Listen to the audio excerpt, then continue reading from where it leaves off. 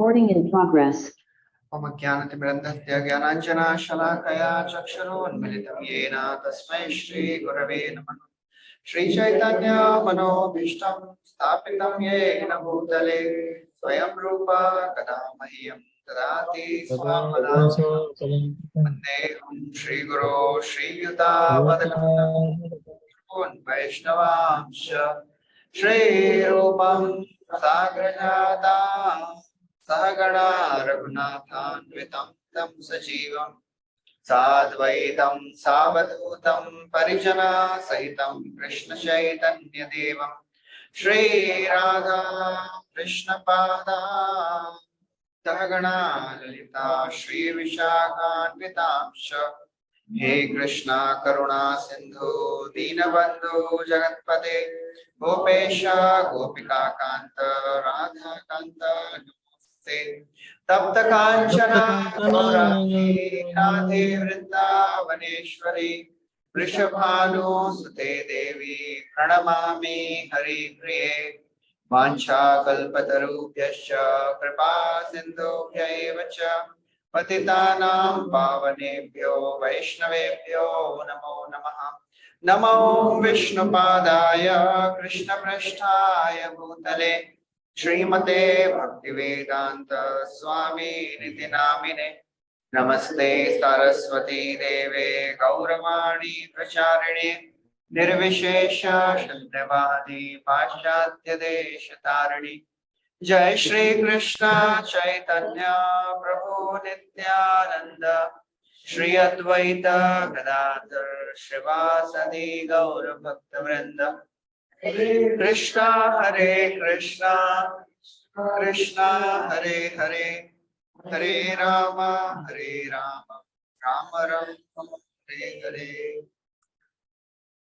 Hare Krishna. So welcome everyone. We are discussing from Srimad Bhagvatam. We are on Canto 2, chapter number 6.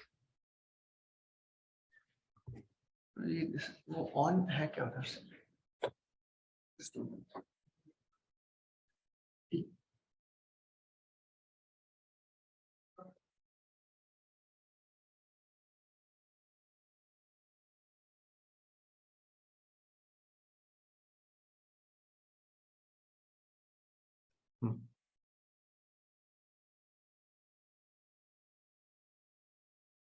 Okay, so we are discussing from second canto of chapter 6, and in this chapter, Brahmaji is answering the questions of Narad Muni.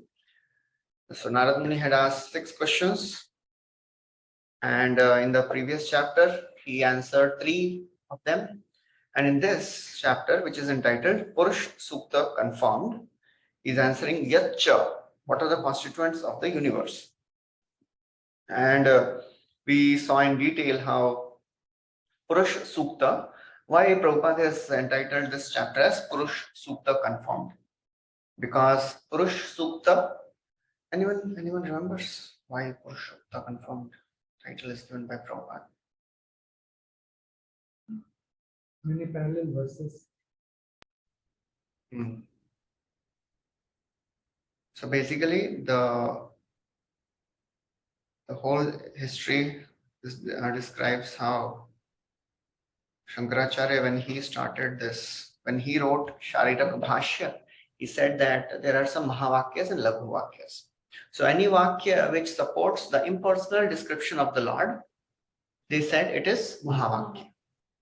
And they said that Shruti is the highest Praman, not Smriti.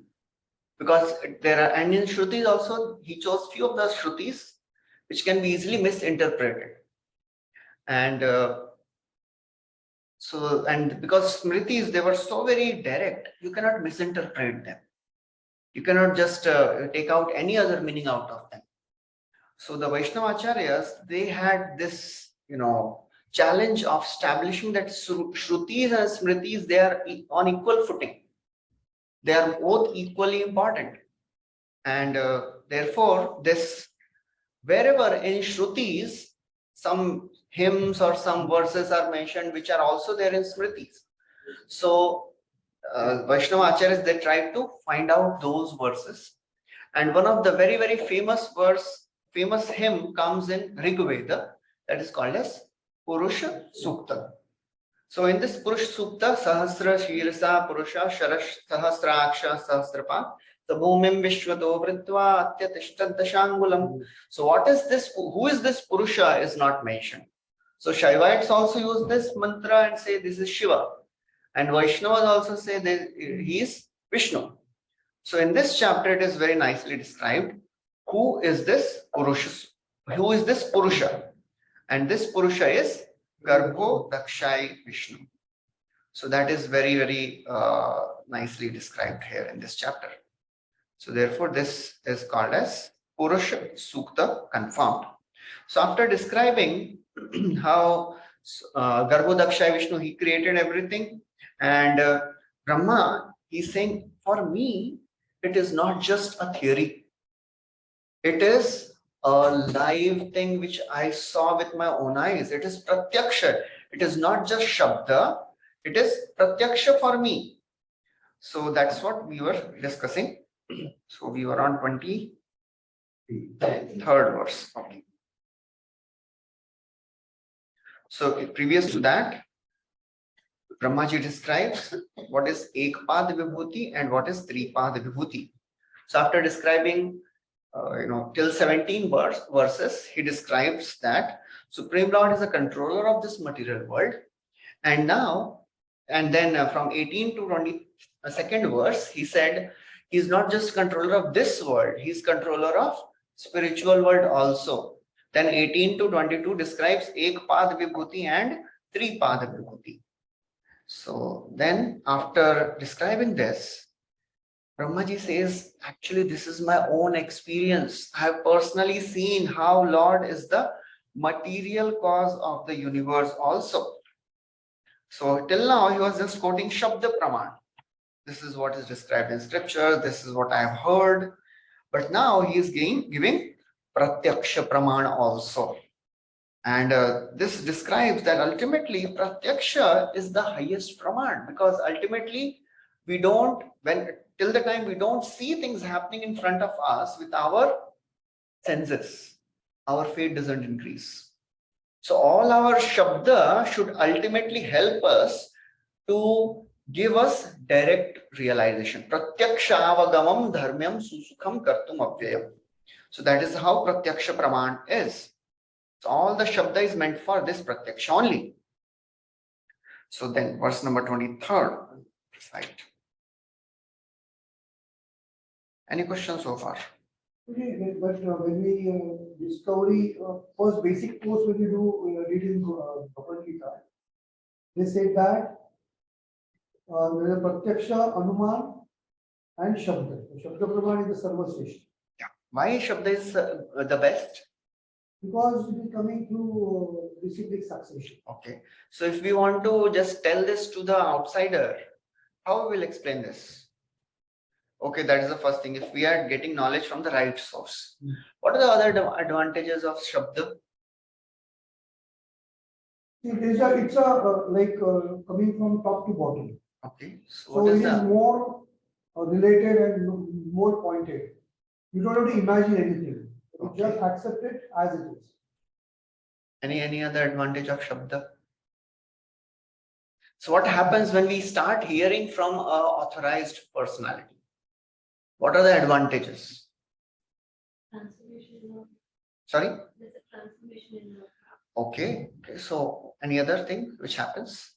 Which is a general outcome of when you start getting knowledge and you begin from hearing a right person.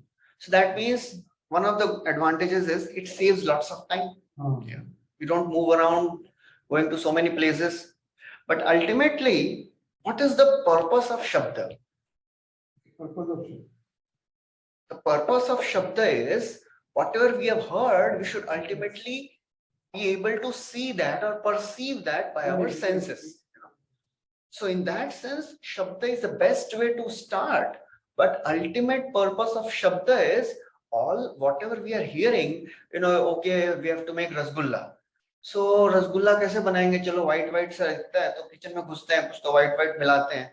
बन जाएगा. No, it doesn't happen. You have to read the recipe book or ask somebody. But then when we start doing it ourselves and then we see the result with our own eyes, that increases our faith. So that's how ultimately all the pramans, they are meant for the purpose of giving us direct realization. Pratyaksha avagamam. So that's in that way, pratyaksha is the ultimate praman which everybody wants, because whatever we have heard in our spiritual life, जब तक हम लोग देखते नहीं हैं, तब तक हमारी श्रद्धा बढ़ती नहीं है. So when we personally experience it, then our faith increases. So that is the ultimate purpose of Shabda. So that's what Brahmaji is now saying here, that I have personally seen by my own eyes. So 23rd verse will recite. Yada sinabhyan nalina ahamasam mahatmanaha navidam yagya sambharan purusha vayavan rite. When I was born from the abdominal of the Lord, Vishnu, the great portion, I had no ingredients for sacrificial performances except the bodily limbs, the great personality of God. So that means he is having the vision that whole universe is just the part of the Lord. Yada, when I appeared, aham asam, when I appeared, nabhyan nalinad, from the navel of the Lord, I could not see any other ingredients. Navidam yagya sambhara, because he had to perform sacrifice. So for sacrifice, he was not able to see any other ingredient. What he saw? Purusha avayavan rite. I could only see the limbs of the Lord because only Lord was there. So that's how he could see only the Lord. So Vishnu Chakravarti Thakur writes that if the Lord is everything, I think we have done this, right? If the Lord is everything, then how can I serve him with a method to attaining him? Since there is no differentiation between the Lord and the worshippers and the material and the articles of worship. So he says, yes, it is true that there is no difference, but still it is necessary to worship the Lord. Because actually everything is but coming from the Lord only. So we worship Lord to show our gratitude. So that's what it is described. So Prabhupada also writes, the Lord Brahma is known as Swayambhu, one who is born without father and mother. The abdominal lotus flower is part of Lord's bodily limbs, and Brahma is born out of lotus flower. So basically what Brahma did, he used this lotus flower to create all the 14 planetary systems. So the stem of the lotus flower he used to create all the upper 6 planetary systems, then upper 7, and the lotus leaf became the Bhumandal, and all the lower planetary systems are within this lotus leaf, just like the caves. So that's how he used all these ingredients coming from the body of the Lord itself. Mahavishnu or Garbhodaksha Vishnu, na? This is inside universe going on. Na? so here Mahavishnu. Yeah, Prabhupada sometimes uses this words. Yeah. So, but technically it is general understanding, Garbhodaksha Vishnu. And then Prabhupada writes something about the animal sacrifice, because the word sacrifice is mentioned. So Prabhupada describes some of the things about sacrifice, who can perform the animal sacrifice and who cannot. And then next paragraph, Prabhupada is mentioning this Vishwanath Chakravarti Thakur's purport. Impersonalists argue that there is no use in worshipping the Lord when everything is nothing but the Lord. The personalists worship the Lord out of sense of gratitude. Okay, next verse. Teshu yagyasya pashavah Savanaspataya Kushah Idam cha devayajanam Kalashurunanvitaha.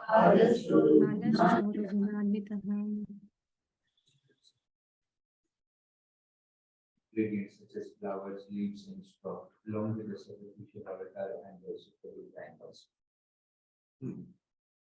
So 24, 25, 26, 3 verses describes how for performing sacrificial ceremonies, what all things are required. One requires altar, grains, ghee, and the hymns and the 4 priests are required. So in these verses, Brahmaji is saying, I saw that everything is coming from the Lord itself. Vastunyoshadaya sneha rasadoha mridojalam richoyajumshi samani chaturhotram cha sattama. The requirements are utensils, plates, clarified butter, honey, gold, earth, water, the Rig Veda, Yajur Veda, and Sama Veda, and 4 priests to perform the sacrifice. So there are 4 types of priests required to perform any sacrifice. Or who are they? Hota, Udgata, Adhavaryu, and Brahma. So these are the 4 priests. Hota means one who offers the oblations. Udgata, one who chants. Adhavaryu, one who can kindle the sacrificial fire without the aid of separate fire. And Brahma means one who can supervise. So all these 4 types of priests are required so that the sacrifice goes on without any mistake. Because a little bit of mistake can create completely different result. And the famous example is of Chitraketu, Vritrasur, Indra Shatru. So he wanted to create a demon who will kill Indra, but he created a demon who will be killed by Indra, whose enemy will be Indra. That's how. And then Prabhupada writes, Prabhupada never leaves the chance to say, "Ye sab faltu hai. Kalyug mein nahi chalega," Kalyug mein, or there is only one thing which works, that is chanting of the Hare Krishna mantra. Hare Nam, Hare Nam, Hare Nam, Eva Kevalam. Naste, naste, vagatiranyatha. So 8 times same things is repeated in this verse, just to emphasize. Namadheyani mantrascha Dakshinascha Vratani cha Devatanukramah kalpaha Sankalpash tantrameva cha.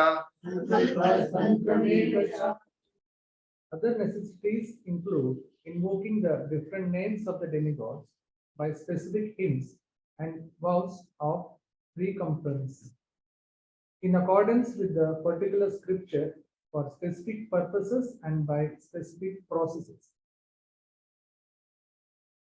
So various other things are also required. So Prabhupada writes, the whole process of offering sacrifice is under the category of fruitive action, and such activities are extremely scientific. They mainly depend on the process of vibrating sounds with a particular accent. But then again, Prabhupada writes, in Kali Yuga, for want of Brahmanas, these type of sacrifices are not possible, because any sacrifice undertaken in this age as a matter of show may simply be a cheating process by a clever priestly order. But such a show of sacrifice cannot be effective at any stage. So that's how the sage, all these today's pujaris and all the pandits, they are very expert in speaking some mantras just to show, make a show that we also know some mantras, and they will speak whatever they want just to make some money. Okay, next verse. So then Prabhupada again writes, ultimate aim of life is self-realization, and it is achieved, it is very possible, easily achieved by chanting of the holy names of the Lord given by Lord Sri Chaitanya Mahaprabhu. Gatayo matayaschaiva prayaschittam samarpanam Purushavayavairjite Sambharaha Sambhratamaya. Thus Arjuna arranged all the necessary ingredients and paraphernalia of sacrifice around the personal bodily parts of the personality of God. His ultimate goal, Vishnu, was gradually attained. Thus, compensation and ultimate offspring were complete. Okay, so now 27, 28, Brahmaji is saying, I collected all these ingredients from the limbs of the Lord and worshipped the Lord with the same. So that's how, as you know, we take the water of Ganga and put it in Ganga. So similarly, the Lord's ingredients, all the ingredients, they are collected from the body of the Lord, and they are used to please the Lord himself. So that is the ultimate understanding. In this verse, special stress is given to the person of the Supreme Lord and not to his impersonal Brahmajyoti. Human life is made successful by pleasing Narayan and getting entrance into the direct association of Narayan. Ante Narayana Smriti, that's the ultimate goal of life. So, if you want to achieve a person, that means the Lord is if you want to achieve something and develop relationship with someone, that should be a person. We cannot establish relationship with impersonal Brahman. So that's how Prabhupada is describing. So, okay, so then 28th also he continues the same thing. So in 27th he says that I collected all these ingredients. By the invocation of the demigod names, the ultimate goal Vishnu was gradually attained. Now in the 28th verse he says, I worship the Lord using the same ingredients. Iti sambrata sambharaha purusha vairaham tameva purusham yagyam tenaiva yajamishwaram. As I created the ingredients and packed them in uniform of things sacrificed out of the parts of the body of the Supreme Lord, the enjoy of the sacrifice, and I performed the sacrifice. Okay, so that's how Brahmaji here is teaching the way of sacrifice, Prabhupada writes in the 3rd paragraph. So Prabhupada ultimately describes, he is wherever, as you can see in all these purports, Prabhupada is just focusing on the theme of the verses, not into the technical details of the verses. Wherever the word sacrifice has come, wherever the word Supreme Lord has come, so Prabhupada is not, leaving any chance to describe the ultimate purpose of life is to please the Lord. Bhaktaram Yajna Tapasam, how is the Supreme Lord and he is to be worshipped. People are always anxious to have peace of mind or peace in the world, but they do not know how to achieve such a standard of peace. So this is the peace formula. Nasti buddhirayuktasya nachayuktasya bhavana nacha bhavayatah shantir ashantasya kutah sukham. So Krishna says anybody who is not connected to me, he cannot live ashantasya, he cannot live peacefully. And a person who is not peaceful can never be happy. Then Prabhupada writes, Brahma, the original living being within the material world, taught us the way of sacrifice. The word sacrifice suggests dedication of one's own interest for the satisfaction of a second person. That is the way of all activities. So generally when people hear the word sacrifice, what comes to the mind is fire, bade yagya ho rahe hain, mantra bole ja rahe hain. So that is a general understanding of sacrifice, yagya. So, but the ultimate theme of the sacrifice is, the mood of the yagya is sacrifice for the pleasure of the Lord. Not just yagya, not just fire yagya. There are various types of yagyas mentioned in Bhagavad Gita. Dravya yagya, tapo yagya, yoga yagya, tatha pare, swadhyaya, jnana yagyascha, yataya samshita vrata, apane juhovati pranam, all those verses they come. And then in the 10th chapter, Krishna says, what is the best yagya? Japa yagya. Yagyanam japa yagyosmi.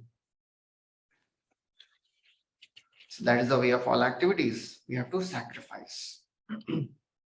So what are we sacrificing? Why japa is called yagya? Yagyanam japa yagyosmi. What are we sacrificing? Our time. We are surrendering ourselves. Huh? We are surrendering ourselves. Surrendering ourselves. Okay. Mind. Our mind. Okay. We are using our mind and intelligence. So to give the surrender our ego also. Then our chanting can be better. Okay. Yeah, chanting is the greatest tapasya. Yes. सबसे बड़ी तपस्या है. However great we may be big scholars, big managers, but our reality comes out while we are chanting. That is the one thing which we cannot control. We cannot make a show. उसमें पूरा जितना भी दिखावा है सब बाजू में रह जाता है. So we are really humbled. Yes, so sacrifice means we are really sacrificing our false egos. We are saying that, okay, we want to serve the Lord. Oh, Srimati Radharani, please engage me in service. Nobody wants to serve anyone in this world. So that's the biggest sacrifice, sacrificing our ego. That is the last thing which goes. Every man is engaged in sacrificing his interests for others, either in the form of family, society, community, country, or the entire society. But the perfection of such sacrifices is attained when they are performed for the sake of the Lord. And then Prabhupada again takes the same theme. There is, when till the time people don't serve the Lord, there cannot be any peace. Next verse. Tataste bhratara ime janam patayo nava ayajan vyaktam avyaktam purusham susamahitah. Dear son, that the nine who are the masters of living creatures perform the sacrifice with proper rituals, satisfied both the manifested and non-manifested. So after Brahmaji collected all these ingredients, so all these sons, the 9 brothers, Manus, sages, and everyone else, they collected those ingredients and they performed the sacrifice. So then Prabhupada describes some of these personalities like Indra and his associates and non-manifested personalities, the Lord himself. So all these are controllers of material affairs. This, I think, my dear son, we have 9 brothers who are the masters of living creatures. Prajapatis. 10 people, 10 sages were created by Brahmaji. So it will come in the future chapters. So 9 sages, starting with Narada. So I think it will come. Subodhini mein there is a chart. I think it is there. So after, I think next chapters mein rahega. So how Brahmaji created various sages or Prajapatis. Marichi, Daksha, and Angira, all those, Kashyapa. So it will come in the future chapters. Okay. इसी में तो है एक chapter में. So in that, Narada is created from the best part of the Brahmaji. That is the best part of deliberation on the Supreme Lord. So that's how Narad Muni is the best created personality. He is created in devotional attitude. So there are some sages out of these 9 brothers, some are created in the mode of passion, some are in the goodness. Daksha is in the mode of ignorance. And all the other sages, some are in the passion. So that's how these 9 brothers are, mentioned there. And then after that, Manus were created again by Brahmaji. So And this dialogue is basically Narad and Brahma. हो जाता है कभी कभी. एक minute दिखे, just दिखाता हूँ कहाँ पे है वो. इसी में है.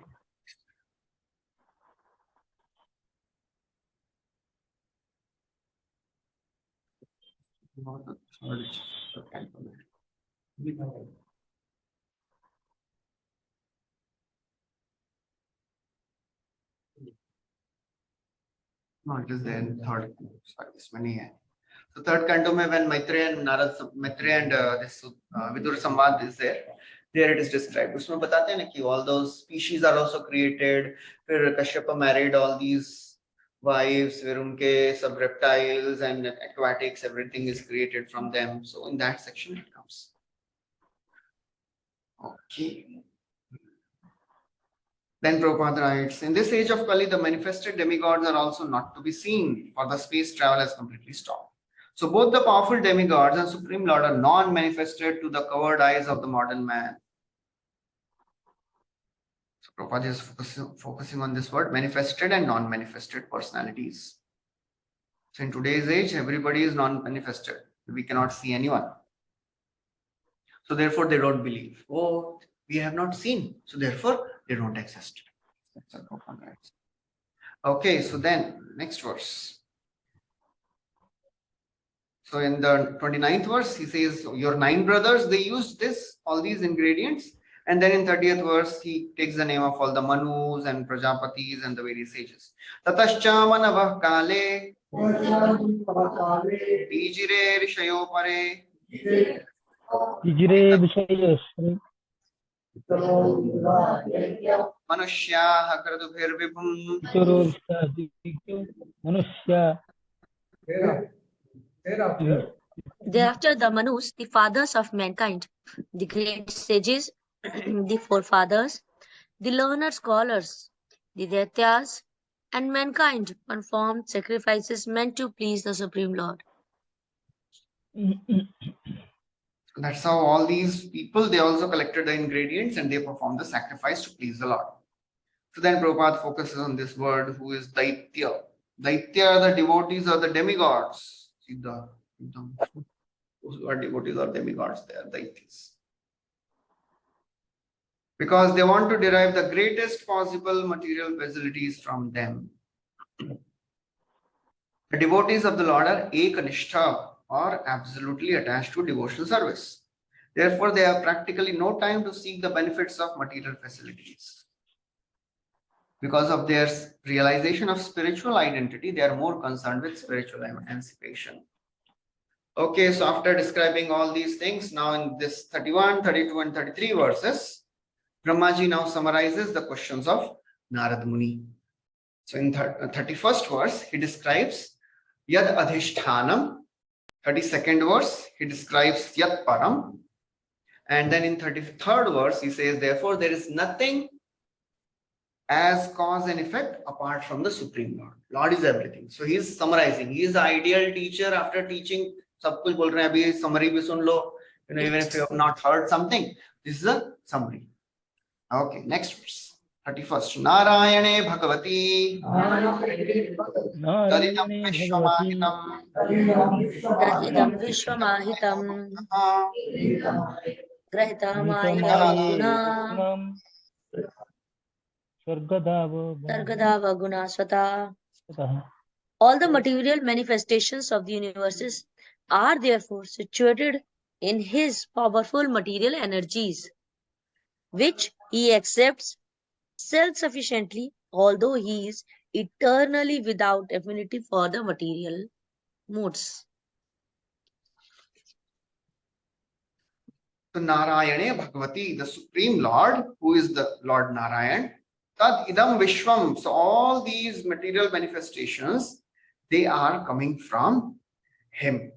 They are situated in his powerful Grihita Mayoru Gunaha. All these material manifestations are coming from the Supreme Lord's material potencies. And Grihita, which he accepts self-sufficiently. Lord's material potencies, they are his potencies. Sargadav Agunaha Guna Swataha. Although he is eternally without affinity, he is never ever affected. Namam karmani limpanti name karma phale spriha. Whatever activity Lord does, he never gets affected. Etad ishanam ishasya prakriti tad gunaihi na yujyate. Although Lord is situated in this material universe and he performs all those pastimes, he never na yujyate sadatmaste yatha buddhi tadashraya. It's like Lord is not affected.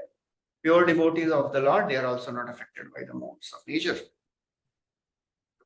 So that's how Prabhupada is also writing that the question put by Narada is thus answered. Material actions and reactions, as the material scientist can superficially observe, are not basically ultimate truth in regard to creation, maintenance, and destruction.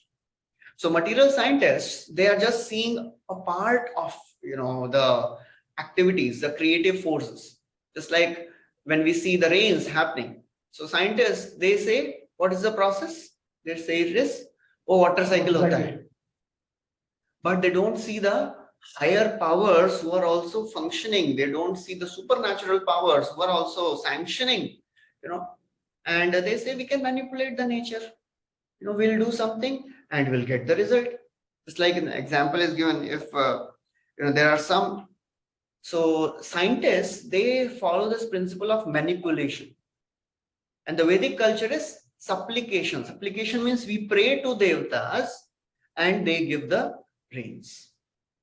So just like if there are some dacoits living in the jungle and there is a pipeline going through the jungle to a village.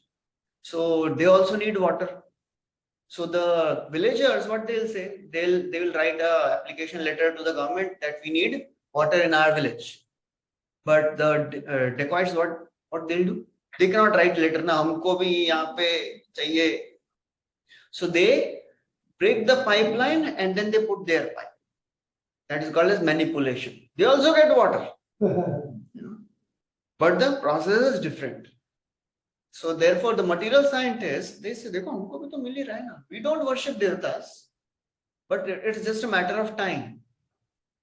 Till the time they are, not caught by the police, they can enjoy.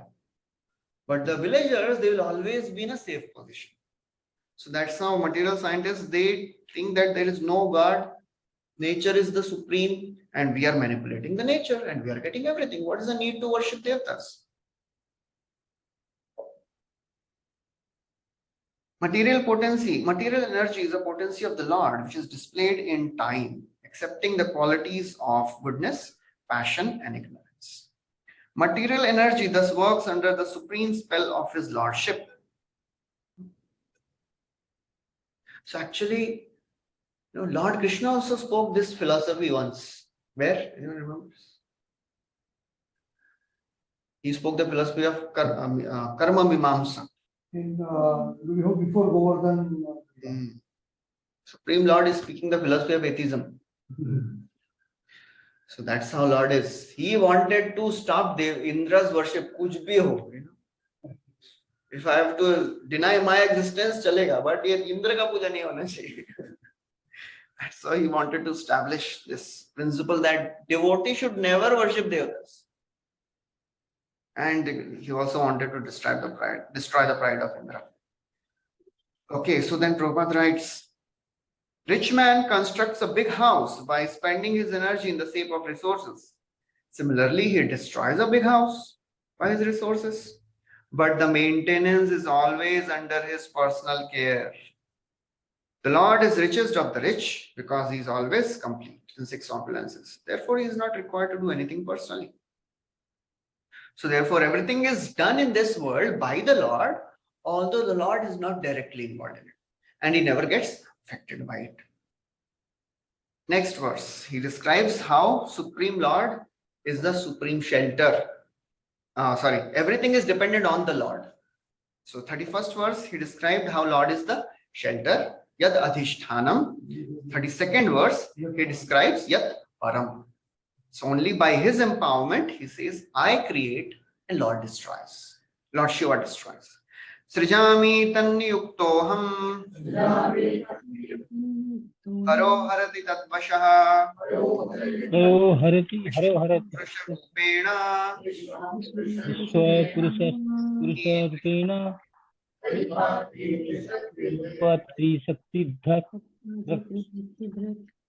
And he himself By his formed will I create, Lord Shiva destroys, and he the himself, control in of his belief. eternal form of personality of Godhead, maintains everything. He is powerful counselor of these 3 energies.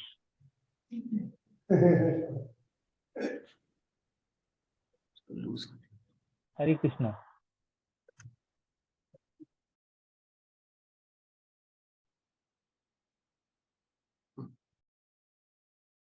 Srijami tanyuktoham. I am Nyukta. Nyukta means appointed. I am appointed by the Lord.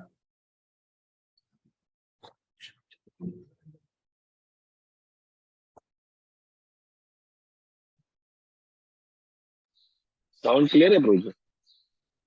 Sorry? Sound is clear, but I'm saying. नहीं मेरा यहाँ पे laptop का connection में कुछ गड़बड़ हो रहा है. I'm just trying.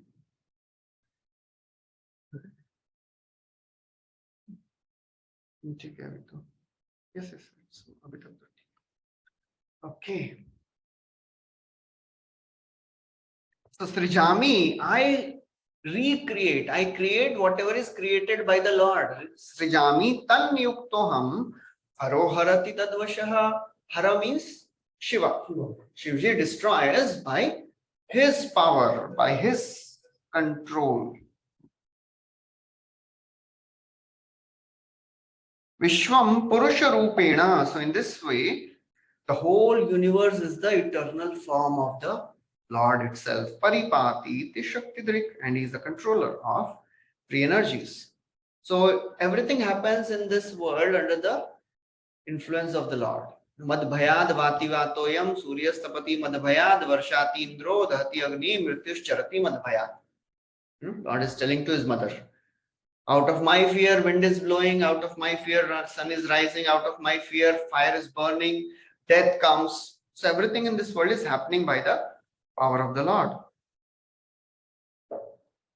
So Prabhupada writes, the conception of one without a second is already confirmed here.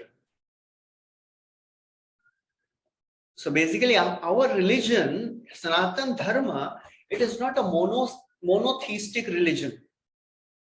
Monotheistic means there is only one Lord.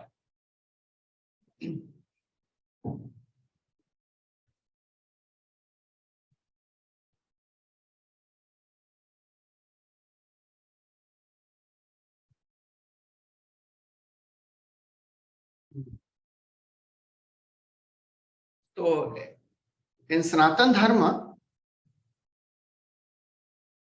in other religions, they say it is polytheistic. Matlab there is Satan and there is God.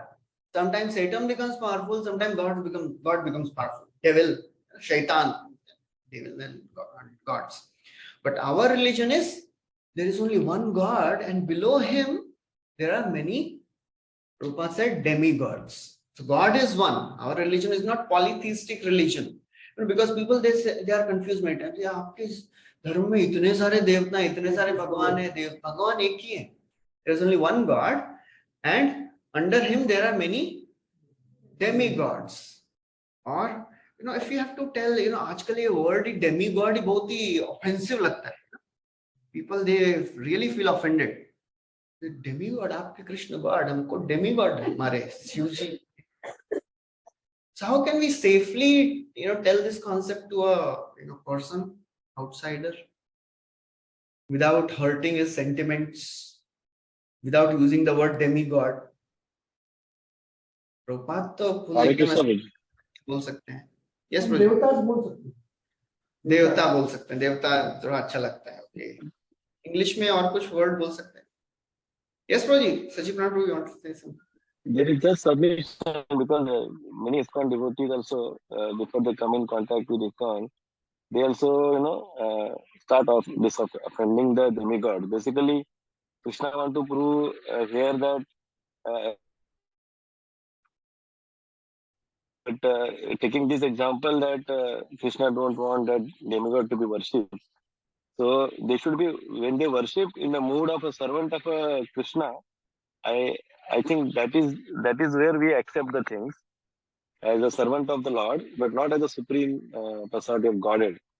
So this concept has to be very clear, because when we use God and demigod terminology also, people feel offended. Like even like we can give example. There will be one principal, but there are many teachers. The principal cannot be many in the school. There is only one principal, but there are many teachers. So then there is not be a problem. If every teacher can become principal, then there is not a possibility of school. So sometimes in our initially we also were not following that feeling of not worshipping demigods, just thinking that we are worshipping the supreme personality, that is including everything. So this concept sometimes doesn't get digested to other people.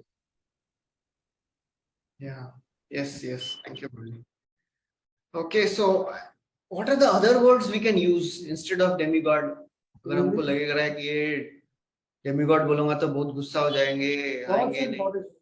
Gods, many people they use, there many gods. और क्या use कर सकते हैं? English में तो gods and goddesses. Another word which can you use they are cosmic administrators. अच्छा लगता है नाम सुनने में. So that's how you have to just play with the words. Ultimately, वही बोलना है, गाली तो उतना ही देना है, लेकिन but we have to just, as Prabhupada would say that, पहले जैसे वो कार का जो इसमें डेंट पड़ जाए तो क्या करते हैं, नीचे कुछ रख के ऊपर मारते हैं फिर. So we have to put a cushion before hitting a person also. So that's how we have to be really sensitive. As Prabhuji is saying, many people have really destroyed their relationship with others, thinking that हम तो कृष्ण के पुजारी हैं, ये तो demigod देवता worship कर रहे हैं, lower people. We should never be offensive.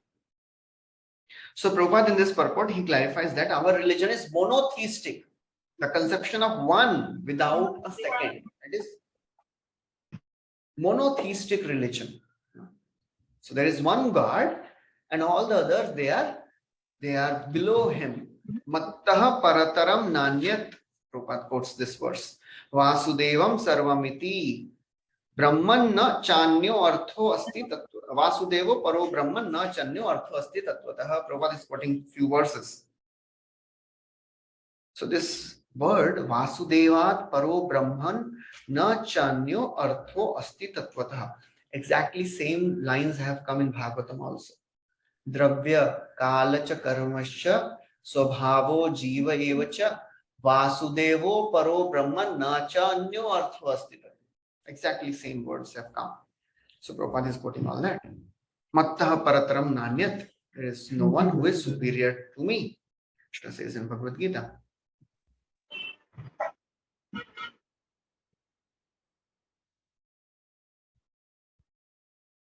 So all the Vaishnava Sampradayas, they accept. Kishore Gopal Prabhu, can you please keep yourself at mute? So all the Vaishnava Sampradayas, they accept oneness. In different ways. We are one with the Lord, but different in quality or quantity also. Just like Ramanujacharya. What is the philosophy of Ramanujacharya? Vishishta Advaita. Yes, Vishishta Advaitavad. So Ramanujacharya says that everything is Brahman, but in that Brahman also there is variety. So there is Advaitavad, but there is Vishishta Advaitavad. It is not just homogeneous, one Brahman. Kishore Gopal Prabhu, Prabhuji, you are unmuting yourself. आप travel कर रहे हैं, please put yourself on mute.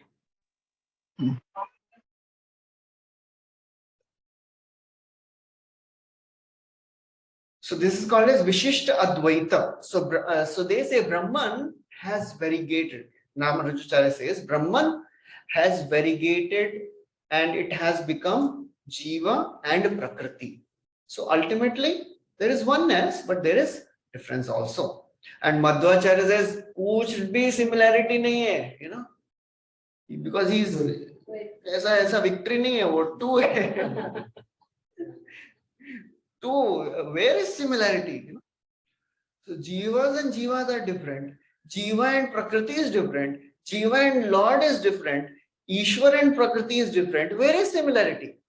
So there is complete, no similarity, all different. That's how it is. So therefore in Shrutis, there are three types of Shrutis.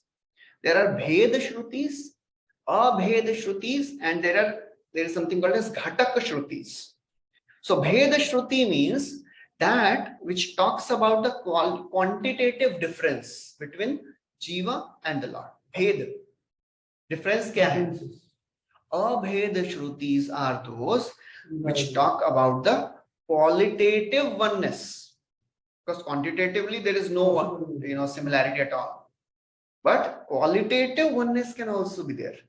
And that also not completely. So just like Krishna has how many? 64 qualities. And Vishnu? 60. And Shivji? 55. What are the 5 qualities which Lord Shiva has, which Brahmaji doesn't have? और उसके पहले चलो, what are the 5 qualities which Vishnu have? 4 qualities which Vishnu have, which Krishna doesn't have. Oh, sorry, which Krishna has, Vishnu doesn't have. Venu Madhuri, रूप Leela माधुर्य, Madhuri, वेणु माधुर्य, Rupa लीला Madhuri. माधुर्य और And Prema. Rupa रूप Madhuri. माधुर्य, रूप माधुर्य. These are the 4 things which Vishnu doesn't have. Okay, so what are the 5 Vishnu has, which Shivji doesn't have?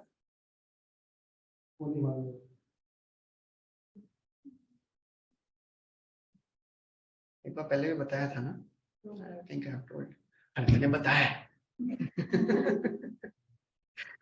I remember.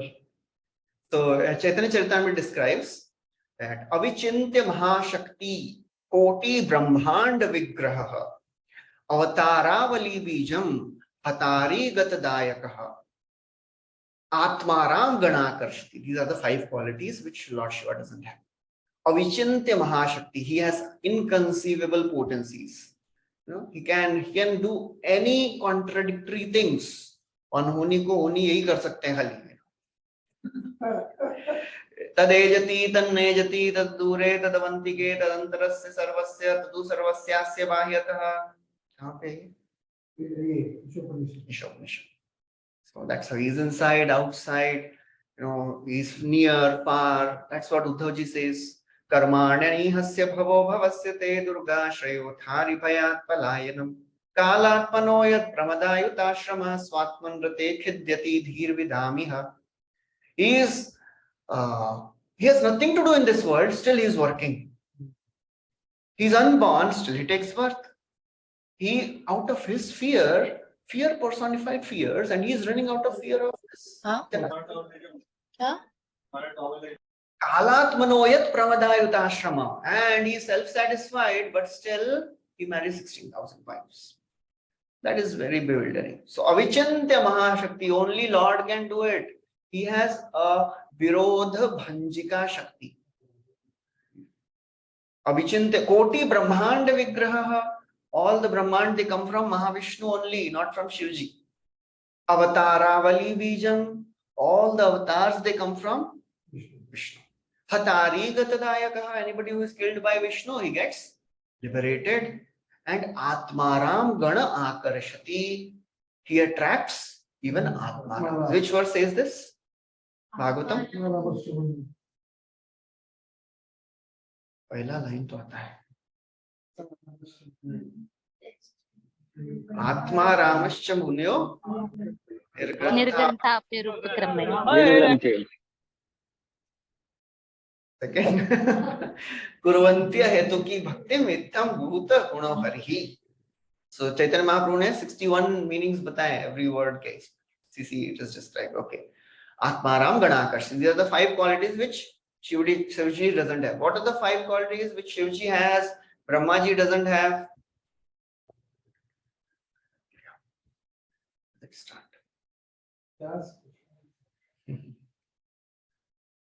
Sada Swarupa Samprapta Sarvagya Nitya Nutanaha Satchidananda Sandranga Sarva Siddhi Nishevataha. So these are the 5 qualities. Sada Swarupa Samprapta, he is always situated in his form, his Swarup. He never falls down, he never dies. Sada Swarupa Sarvagya, he is also omniscient. Nitya Nutana, he is always young. You will never see Shivji with a beard as a Bude like Brahmaji. Brahmaji becomes old, he is a living entity. Sarvagya Nitya Nutana. Satchidananda Sandranga, his body is also a condensed form of Satchidananda. And Sarva Siddhi Nishevata, he also has all the mystic powers. So these are the 5 qualities which Brahmaji doesn't have. So qualitatively also, CC, all CC verses. Sanatana Siksha mein Mahaprabhu is telling. So there is Bhed Shruti and Abhed Shruti, and there is Ghatak Shruti. Ghatak means that which resolves the apparent contradiction. So one example, one mundane example. If somebody says, there's a scriptural example. Devadatta is not eating whole day, still his weight is increasing. How to resolve it? He's eating at night. So Ghataka Shruti means that which resolves the apparent contradiction. He is similar also, quantitative difference hai, qualitative oneness hai. How to understand this? So there are some Shrutis which describes the how to reconcile these things. They are called as Ghataka Shrutis. Okay. So Prabhupada writes, so the conception of oneness as overly stressed by the impersonalist is also accepted by the personalist devotee of the Lord. The difference is that impersonalist denies the reality, whereas the devotee gives more importance to personality. So that is the difference between Mayavad and Brahmavadis. Mayavadis are whom? What is the difference? Mayavadis and Brahmavadis? Mayavadis means they don't accept Krishna's form. Okay. And Brahmavadis? Normally they are in seeing Lord as a Brahman, effulgence or Okay, yes. Anyone else? They accept the Supreme Lord, but not the personal form. But Mayavadis. No, Mayavadis, They will tell. Mayavadis, they don't accept the form of the Lord, right? They only accept that Lord is impersonal Brahman. There is no personal form of the Lord. They reject the form of the Lord. Therefore, it is said But, Maya. But they don't even accept that the external manifestation of the Lord. Like they consider the external manifestation of the Lord is the Maya. Huh. That is Yes. material world is Maya, and they just simply that there is a Brahman, real Brahman only is present.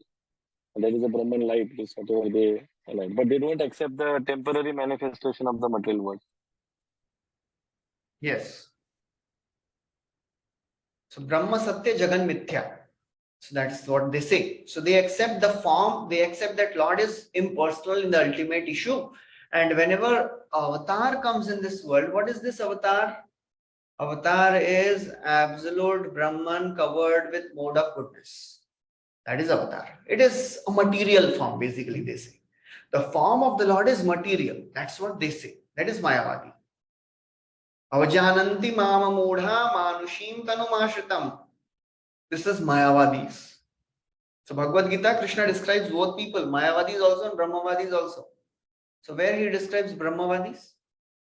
This is Mayavad, 9th chapter. Avajananti mama mudha is Mayavadis. Those who reject the form of the Lord, they are Mayavadis. Manushim tanumashritam. They say Lord has become material. Form is material. And where is Brahmavadi described in Bhagavad Gita? Who is a Brahmavadi? Who accepts the form of the Lord also, but is more attached to impersonal Brahman. That is 12th chapter. Klesho adhikatarastesham avyakta asakta chetasam avyakta hi gati dukkham dehavadbhirvapyate. So this is a destination of a Brahmavadi, Mayavadi, Krishna Aparadhi. They go to hell. बाहर नहीं बोलना चाहिए, but है. But Brahmavadis, they go to Brahman, but still they fall down. Yanye arvindaksha vimuktamanina tvayasta bhava vishuddha buddhaya aruhya krishrena parampadam tantiyad. They fall down because anadrit yushmatangraya. Okay, so Prabhupada continues. Srimad Bhagvatam explains this truth in the verse under discussion. Lord Vasudeva is one without a second. But because he is all powerful, he can expand himself. Tri Shakti Drik. So Prabhupada is now describing what is this Tri Shakti Drik, controller of these three energies. What are the three energies of the Lord? Samvit, Sandhini and Adini. So what is the role of these three potencies? What is Samvit potency, Sandhini? Samvit means knowledge potency. So what does it do? Knowledge potency से क्या होता है? Lord is omniscient, knows everything, what is happening. Yes. Wherever in this world or anyone in the world. Taking your knowledge about that. Okay. Okay.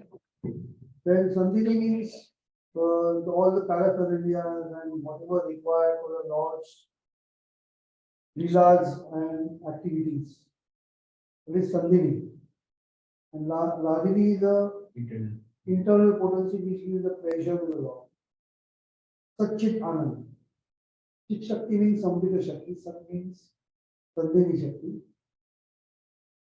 And So, yes. Samvit means by which the Lord knows himself and Lord knows the material universe also. That is the role of Samvit. And Sandhini means that potency which manifests the material universe and the spiritual universe also. So Sandhini manifests in this world through Yogamaya, through Mahamaya, and manifests this material creation, that Dravya and material nature Prakriti. That is Sandhini. And Ladini, we know, that is the pleasure giving potential. Ladini karaye Krishna Ananda Swadam, Ladinira dware kare Bhaktira Koshan.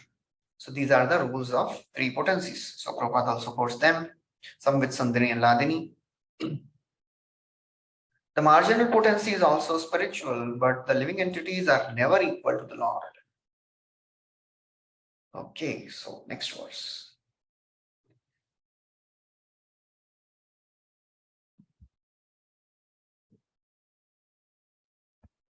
इति ते अभिहितं ताता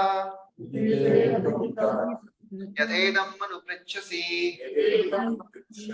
नान्यद् भगवतः किञ्चित् नान्यद्भवति किञ्चित् सदात्मकम्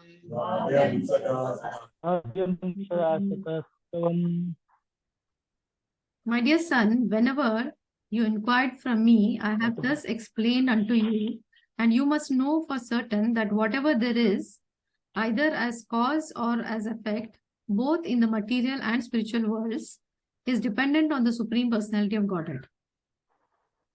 Okay, so whatever you are seeing in this world, that is just the manifestation of the Supreme Lord. So that is the conclusion of Brahmaji. So Narada had asked so many things, and now Brahmaji has established this fact very clearly that he is not the Supreme. Narayan is Supreme, and I am just creating what is already created. Lord is ultimate shelter, ultimate source, ultimate creator of everything in this world and the spiritual world also. Then Prabhupada quotes few verses again establishing how Krishna is Supreme, Ishvara Parama Krishna, Sarvasya Prabhu. So now after describing all these things, Brahmaji, he is speaking something very, very interesting. He says, you know why you should believe my words? Because what is the understanding? Why? What is the foundation? Whatever I am speaking, it can be wrong also. Why you should believe my words? So this is a very, very interesting and important, beautiful verse Brahmaji is quoting. The effect of having Krishna in his heart. Whoever has Krishna in heart, whoever has got hold of Krishna's lotus feet with great zeal, three things happen. His words never go wrong. Whatever he speaks come true. His mind never goes to wrong things. His senses, they never go towards sense gratification. These are the three effects of a devotee who has really got hold of the feet of Krishna with great zeal. The word used is great zeal. I have got hold of lotus feet of Krishna with great zeal. Very beautiful verse. Na bharati me angam rishopalakshate. Na ve kvachin me manaso vrishagati.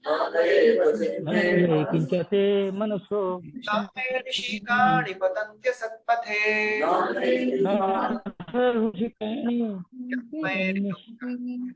Amrito hari.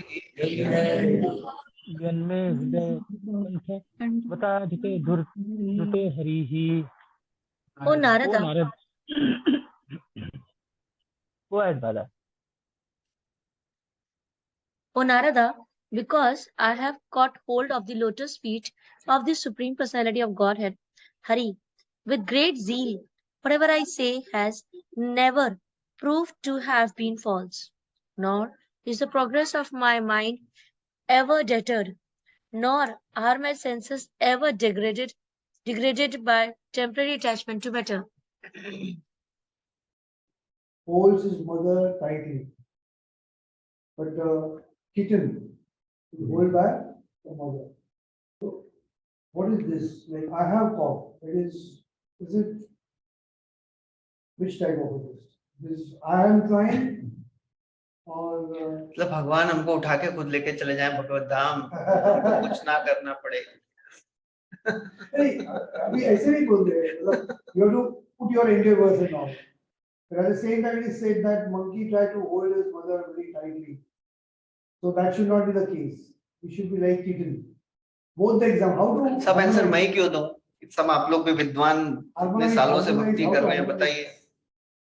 How to harmonize? Question आया है, यहाँ पे बोल रहे हैं have caught hold of the feet of the Lord with great zeal, और हम सुनते हैं कि our process is like a cat carrying kitten. बच्चे को कुछ नहीं करना है, बस रहना है उधर. और वो baby monkey has to catch hold, पकड़ के रखना पड़ता है, और बंद उसकी माँ just jump करती रहती है. So understand this. Yes. It is not literal meaning of catching hold of the feet. It means नहीं, उसमें भी literal नहीं है जी. उसमें भी मतलब the example is literal, but the lesson we derive is something metaphorical language उसमें है meaning. So we have to just be there. Krishna personally takes care of the devotees, and all the other paths, they are like baby monkey catching hold of the mother. So a jnani, a yogi, a karmi, they have to depend on their full strength. Jnanis, they have to do lots of tapasya. कुछ भी गलती किया तो गड़बड़.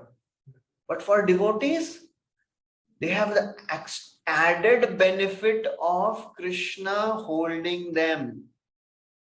Okay, चलिए आप लोग बोलिए, उसके बाद I will speak something. Yes. it means taking shelter of the lotus feet of Lord.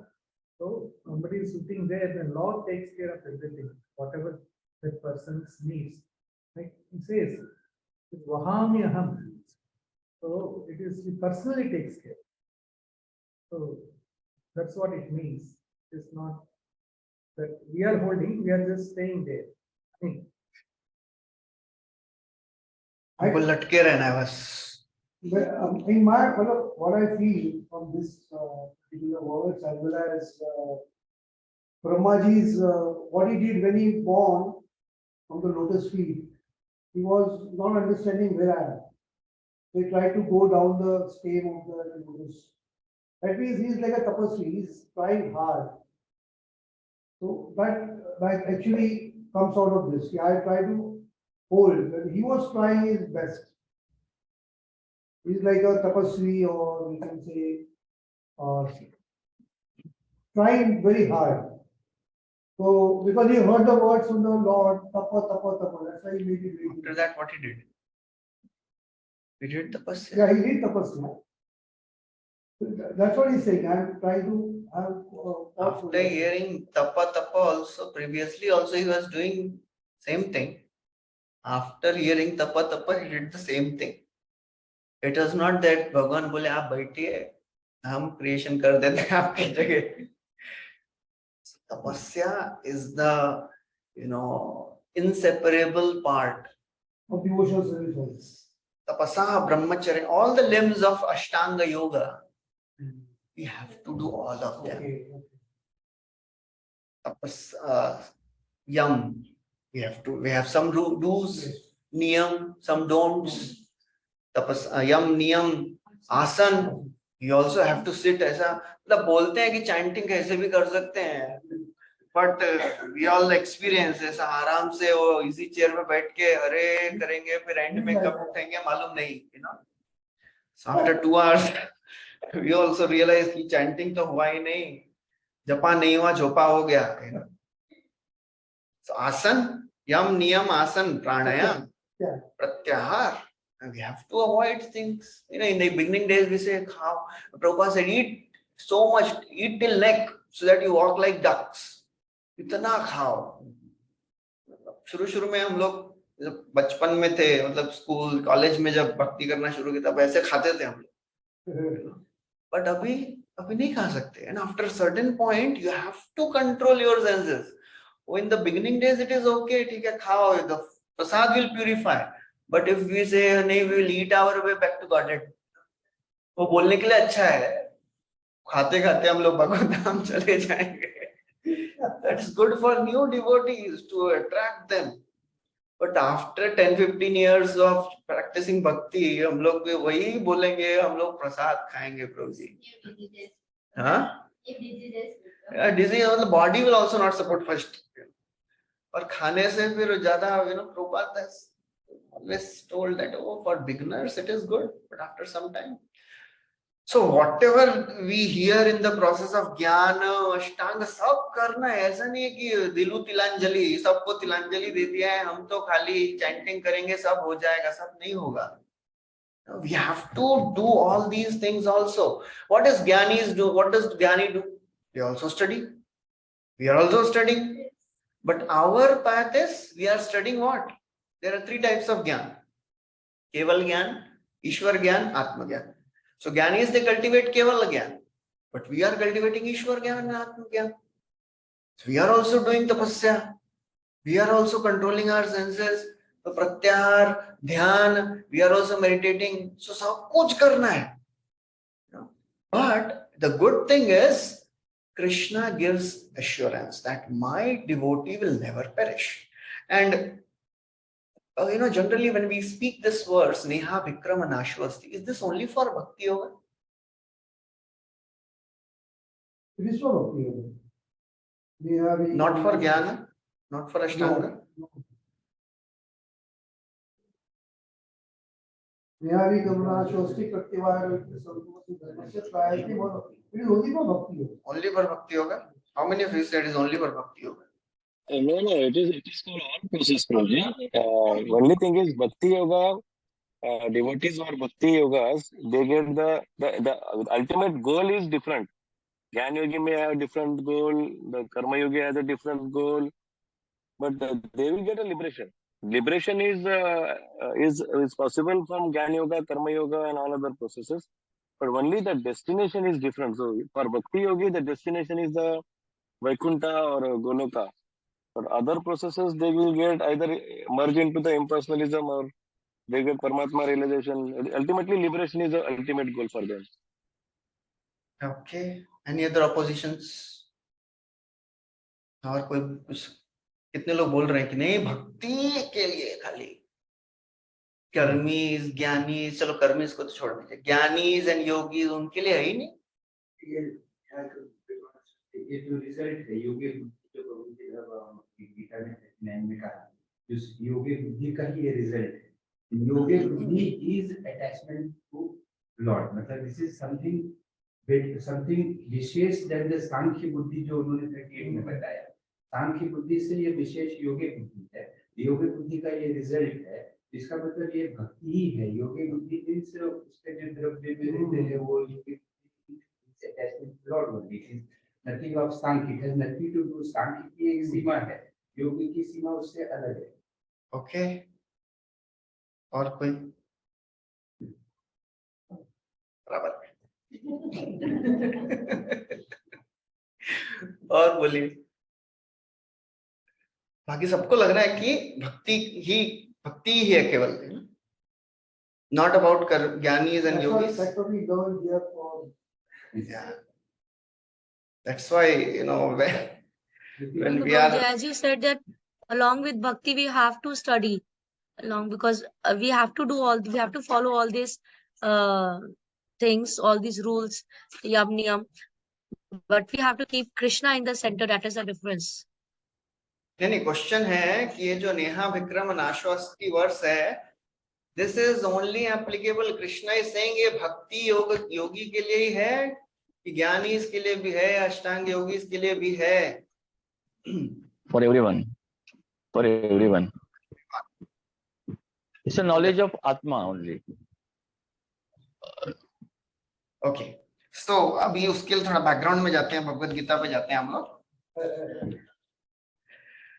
So we have to understand, first of all, when Prabhupada is writing this Bhagavad Gita as it is, all his purports, he is writing from a devotional perspective.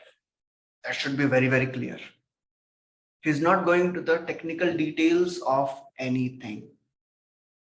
Generally, he goes somewhere because there are many reasons, in Bhakti Shastri, when I discussed this in great detail. Whenever Prabhupada is giving some purports, we should understand why Prabhupada is writing. Just imagine, जहाँ पे सीधा सीधा कर्म लिखा है, उसको भी devotional service translate किया Prabhupada. वहाँ पे it is very clear. मतलब कोई भी बोलेगा ये क्या कर रहे हैं, and that's what many scholars tell. Swami Bhaktivedanta has given a devotional interpretation. And that's right. Prabhupada has given devotional interpretation. Why? Why Prabhupada has done like that? Ashtanga Yoga ki har ek purport mein Prabhupada ne everywhere he has written devotional service. He has not given anywhere Ashtanga Yoga hai or ye hai, wo hai. Why? Prabhupada doesn't want to confuse people. Because people of Kali Yuga anyways पढ़ते नहीं है. उसमें भी पढ़ेंगे. Just imagine कोई second chapter पढ़ के बोलेगा चलो third chapter में, fourth chapter में सांख्य बोला है, fifth chapter में सांख्य पढ़ेंगे, सांख्य follow करेंगे. गॉन. एक साल के बाद आगे पढ़ेगा, अरे इधर तो कुछ और लिखा है, इधर कुछ और है आगे. Then Ashtanga Yoga पढ़ के he will think, अरे अच्छा, I think we should follow Ashtanga Yoga also. Prabhupada is very, very clear that wherever a person reads my book, he should come to the ultimate understanding. So therefore, he has purposely avoided any confusions anywhere in his books. Wherever you read, you will find the same conclusion that Bhakti is a supreme. So therefore, whenever he speaks any verse from Bhagavad Gita, he speaks from devotional perspective. We have to understand, Krishna, he was speaking to Arjuna and he was giving everything, right? Karma, Jnana, Ashtanga. So this Neha Vikrama Nasho Asti, if you see the theme of the section, this section is not talking about Bhakti. Bhakti is not mentioned also.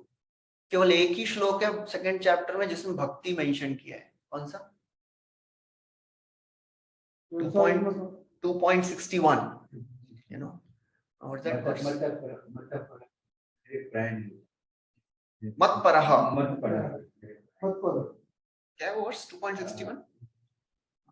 So that is the only verse in Bhagavad Gita where Krishna is saying, surrender to me, mat parah. Apart from that, he has not mentioned bhakti. So bhakti theme has not come very explicitly in second chapter. And if we see the common sense understanding, any person, we must have heard about child prodigies. बचपन में छोटे बच्चों को सब maths आ रहा है, इतना सब. If an ordinary material thing also gets carried over, वो भी लेके आया ना, पिछले जन्म का लेके आया वो, right? The subtle mind, subtle senses, they go from this body to another body.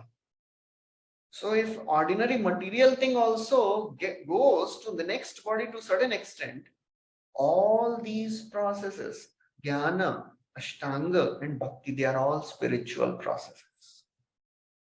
In third canto, when Devahuti, she asks Kapiladev, Nirvinna nitaran bhuman asad indriya tarshana. I am disgusted with this material world.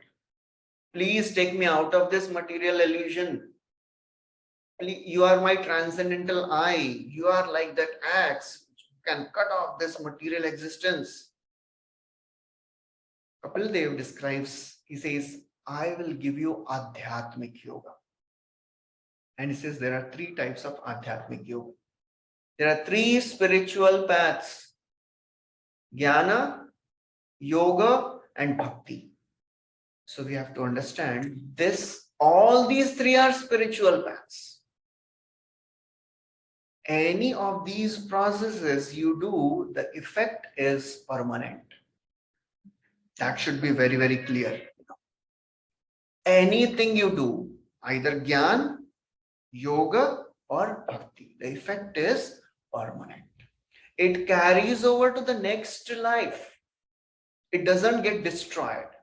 But Jnani will only start Jnana marg. Ashtanga Yogi will start Ashtanga marg. And Bhakta will start Bhakti. Yeah. So that's how these all three are spiritual paths. All these results are Neha Bhikrama. Abhikrama means the sequence. Sequence never gets destroyed. जहां खत्म किया वहीं से शुरू करेगा वो अभी इसमें जो है 6th chapter Ashtanga Yoga. What Krishna says if somebody doesn't complete his process? What is that verse? Yogi now. नहीं उसके पहले. Anyways, translation समझ गया ना? So Suchinam Shrimatam Gehe Yoga Bhrashto Bhijayate. This is about whom? Prabhupada gives a devotional purport about Bhakti. But this chapter is about which yoga? Ashtanga. So Ashtanga Yogi, if he is not complete in his yoga, he will take birth in a aristocratic family. If he is perfect in a yoga, he'll take birth in a devotional devotee family. So the chapter is Ashtanga Yoga. Prabhupada doesn't want to confuse people. So therefore, he is giving devotional commentary everywhere. That should be very, very clear. To understand the technical details, we have to refer to the Acharya's commentaries. That's what Prabhupada would say. One time one devotee asked, Prabhupada, which book are you thinking to write next? Prabhupada said, Bhagavad Gita. Prabhupada, you have already written it. Well, no, that was an emergency edition. I had to give something. There are so many acharyas. They have written Madhvacharya, Ramanujacharya. Madhvacharya ka to ek chapter pe itna book hai, mota mota. Imagine every chapter of Bhagavad Gita ka itna mota commentary. So all these acharyas, they have given such wonderful commentaries. Baldev Vidyabhushan, Vishwanath Chakravarti Thakur. आजकल तो विश्वनाथ चक्रवर्ती ठाकुर का नाम भी नहीं मालूम. मिथुन चक्रवर्ती सबको मालूम रहेगा. So that is our understanding. So इसलिए प्रभुपाद ने बोला ठीक कंफ्यूज करने का जरूरत नहीं है. लोगों को ऐसे ही कुछ नहीं समझने वाला है. ये Bhagavad Gita as it is पढ़ लेंगे, that is more than enough. But because we are studying Bhakti Vaibhav, Bhakti Shastri, so we should understand these technical details. We should not confuse other people. बाकियों को बोलेंगे तो confuse हो जाएंगे वो. भक्ति बोलना है. But for our understanding, we should understand, know that चाहे ज्ञान हो, योग हो, भक्ति हो, all these are permanent paths. They are all spiritual, transcendental paths. Okay. Any confusions? Okay. हम यहाँ पे कैसे पहुँच गए? ये क्वेश्चन अभी तक रिजॉल्व नहीं हुआ. Got hold of the Lord. Oh, okay. You got hold of the Lord. Lotus feet. हाँ, तो वही मैं बोल रहा हूँ कि see, Lord helps the devotees, but he also expects that the devotee works hard. He will give, his support. In Jnana Yoga and Ashtanga Yoga, the Ashtanga Yogi and Jnana Yogi has to depend on his own strength. वो जितना तपस्या करेगा, जितना मेहनत करेगा, उतना वो आगे बढ़ेगा. No additional support given. In Bhakti, the additional support is also given. But तू एक कदम आ गया, मैं I'll take 10 steps. उनको 10 की जरूरत नहीं है, एक भी sufficient हो जाएगा. That's how Krishna is. That's how Krishna works. So therefore, when it is said, I have caught hold of the lotus feet, वो तो पकड़ना ही पड़ेगा ना. तो क्यों इतना बैठ के हम लोग माला कर रहे हैं, भगवत गीता भागवतम पढ़ रहे हैं, आंसर्स लिख रहे हैं, ओपन बुक असाइनमेंट लिख रहे हैं ना आप लोग. वो भी है, वो भी लिखना है. तो क्यों इतना मेहनत कर रहे हैं? If there is nothing to catch hold of, so we have to really catch hold of. And even if somebody falls down, he doesn't fall down like Jnani and Yogi.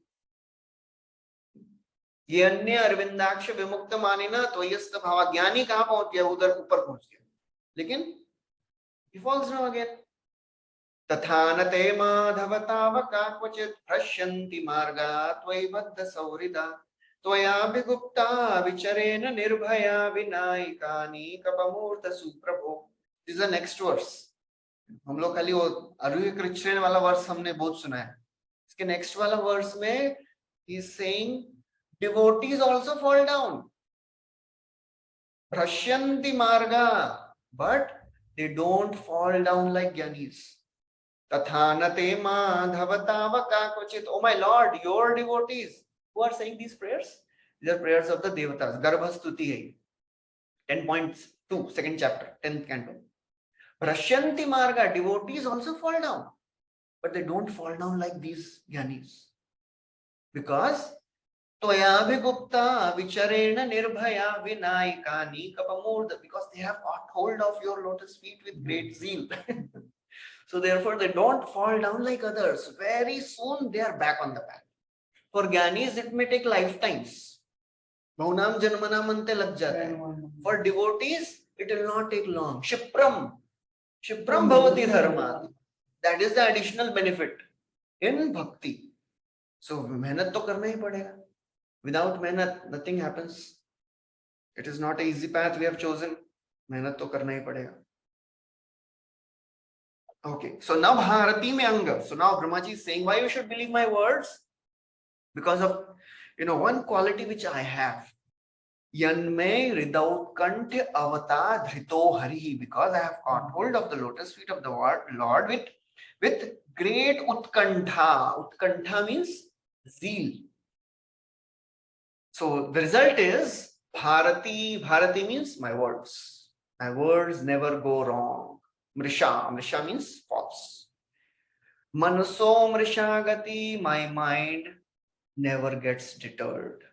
Rishikani. Rishikani means the senses. They never go to asat pathe. They will never go towards sense gratification. So these are the results. So Prabhupada writes, the followers of Vedic wisdom accept the statements of Brahmaji as gospel truth. Prabhupada many times uses this Christian words, gospel truth.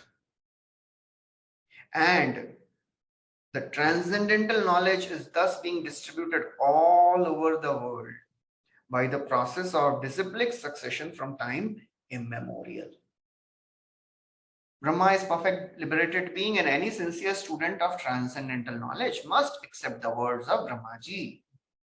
And then Prabhupada quotes this Brahma Samhita verse, Brahma Samhita tam Govindamadi Purusham tamaham bhajami, and then Prabhupada quotes this Bhagavad Gita verse, Kaunteya patijanihi name bhaktaha pranashyati.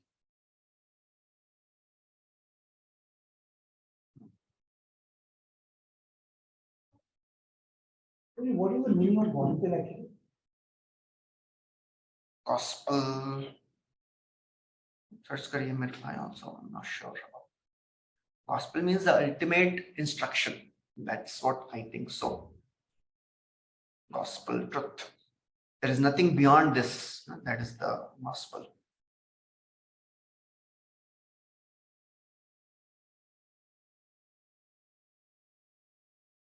Prabhupada writes, because sometimes the declaration of Govinda himself may seem contradictory to mundane creatures, but the mundaner will never find any contradiction in the words of Lord's devotees.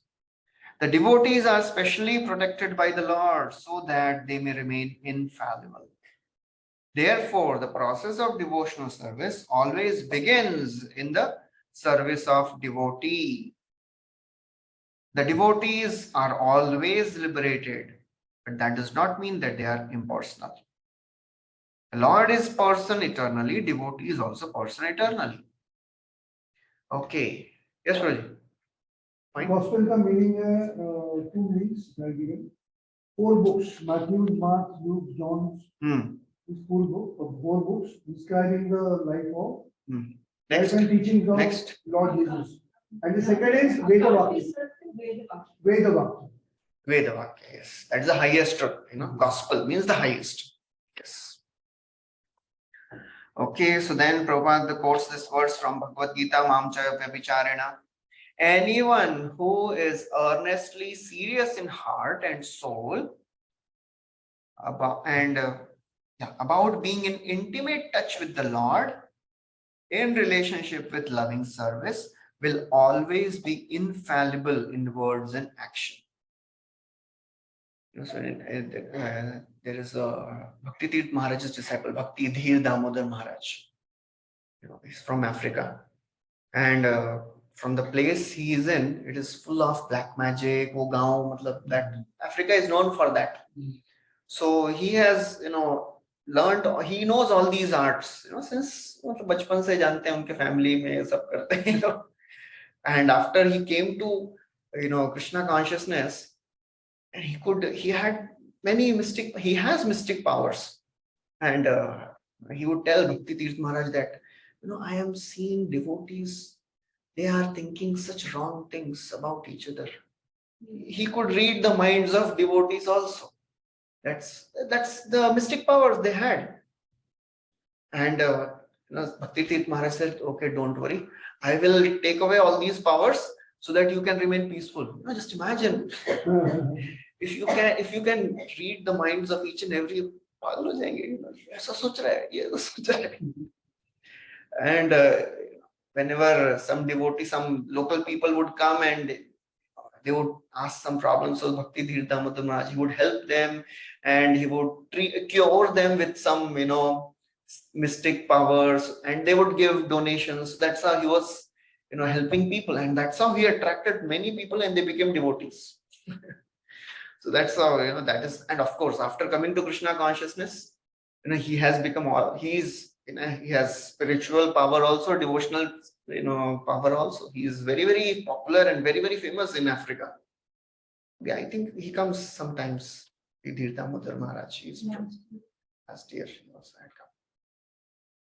So whenever, some people would say, when are rains coming, and Maharaj says, okay, rains are coming in few days, and comes. That's how he had attracted many people to Krishna consciousness. So that's how, devotee, they get some power. And of course, unka background hi aisa hai, after coming to Krishna consciousness, he is a very, very austere person. One time he came to our temple many years back. Now Gauranga Priya Prabhu, he was in guest department. And that time Maharaj was a brahmachari. His name was, I think, Vasudev. What? So he was not eating for a day or 2 or 3 days. So Gauranga Prabhu thought, कुछ तो गड़बड़ हो गया, बीमार हो गए. महाराज को लगता है भूख नहीं लग रहा है, तो he was giving Maharaj a appetizer है. And then later he realized that is his regular austerity. He would not eat for days. So that's how austere he was. He is a very austere person.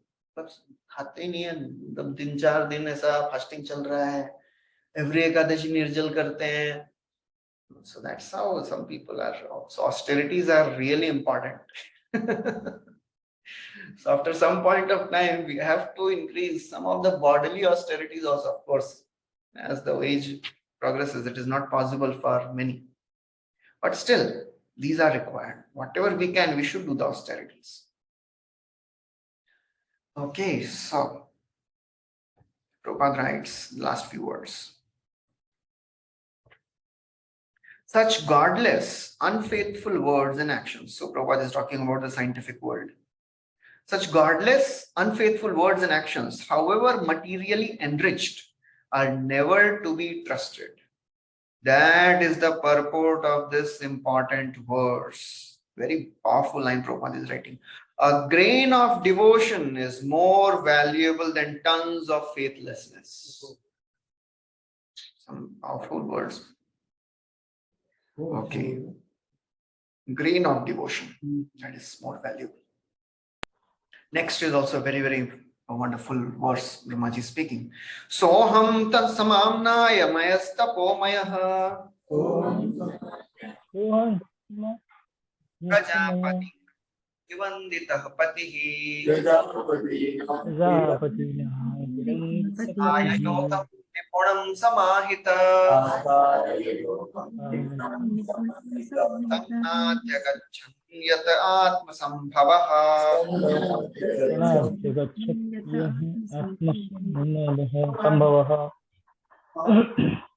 In the disciplined succession of Vedic wisdom, and although I have undergone all austerities and I'm an expert in mystic powers and self-realization.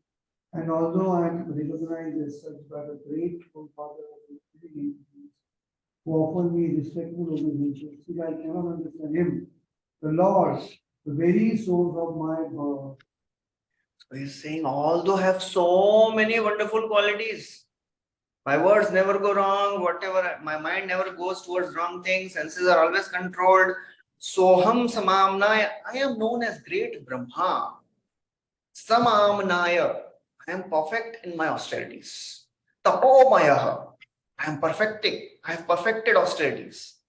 Samamnaya, I am following all the disciplic succession very nicely. Prajapati nam abhivandita pati, all the Prajapatis, they are offering respects to me. And Asthaya Yogam Nipunam, I am perfect in mystic powers, expert in mystic powers. Still, Tam na adhyagachan Tam, still I cannot understand the Supreme Lord, who is, although he is the very source of my birth. Atma Bhava, Atma Sambhava, I have come from him, but still I cannot understand. That's how Brahmaji is very, very clearly and with such great pride, he is saying, my Lord is so great. So that's how Brahmaji is very wonderfully, speaking out of pride. And his pride is, Lord is great. That is the pride of a devotee. Not that I am great, Lord is great. So I have such wonderful qualities, still I cannot understand the Lord. So that's how he wanted to prove to the whole world that whatever he is speaking is true. It is not that I don't know things. Some people may say Brahmaji is great, supreme, Shivji is supreme. Brahmaji is establishing this fact very clearly. Everyone accepts me as great. I have perfected my austerities. I am following disciplic succession, and still I cannot understand the Lord. So that's how he's very clearly establishing that, so that people can't reject his conclusions. Inko malum nahi hoga, sab malum hai. That's what he's saying. I know everything. Everybody is offering respects to me, but still I cannot understand the Lord. So How Prabhupada do we writes, understand? How do we understand? we will never understand. One devotee asked Prabhupada, Prabhupada, why have you written all these books? Prabhupada said, we can never understand Krishna. One devotee asked, Prabhupada, then why have you written all these books? So that you can understand that you cannot understand. Otherwise, devotees, people think, हम लोग भगवान को समझ गए, हम भी जानते हैं. Nobody knows. People say, आजकल तो मतलब बोलने का भी ऐसा कुछ हालत ही नहीं है. कुछ दिन पहले एक वीडियो घूम रहा था. One person was interviewing. और कंस और रावण में क्या रिश्ता था? तो ये बोलता है फ्रेंड होंगे, दूसरे बोलते हैं भाई होंगे, और एक बोलते हैं अच्छा गांधारी और कंस में क्या रिश्ता था? बोलती है उनकी वाइफ होगी, कोई बोलता है उनकी पत्नी होगी, उनकी बहन होगी. So many things people say, कुछ मालूम ही नहीं है. So even if people don't know, but still they think that हमको सब मालूम है, हमको बोलने का जरूरत नहीं है. जब भगवान बुलाएंगे तब हम मंदिर जाएंगे. जब तो ऐसे बोलते हैं ना, बुलावा आएगा तो जाएंगे. अरे बुलावा बोल बोल के थक गए हो भगवान, बोल भेज भेज के थक गए बोल. Still people are not. Okay, anyways. So Prabhupada writes in the purport, Brahmaji is the greatest living entity, and he is admitting his failure to know God. Nobody can understand God. Brahmaji could not understand the Lord to a little extent. Brahmaji could understand the Lord to a little extent only when he was trying to serve him. Only by service one can know the Lord to a little bit. Even Lord cannot understand his glories.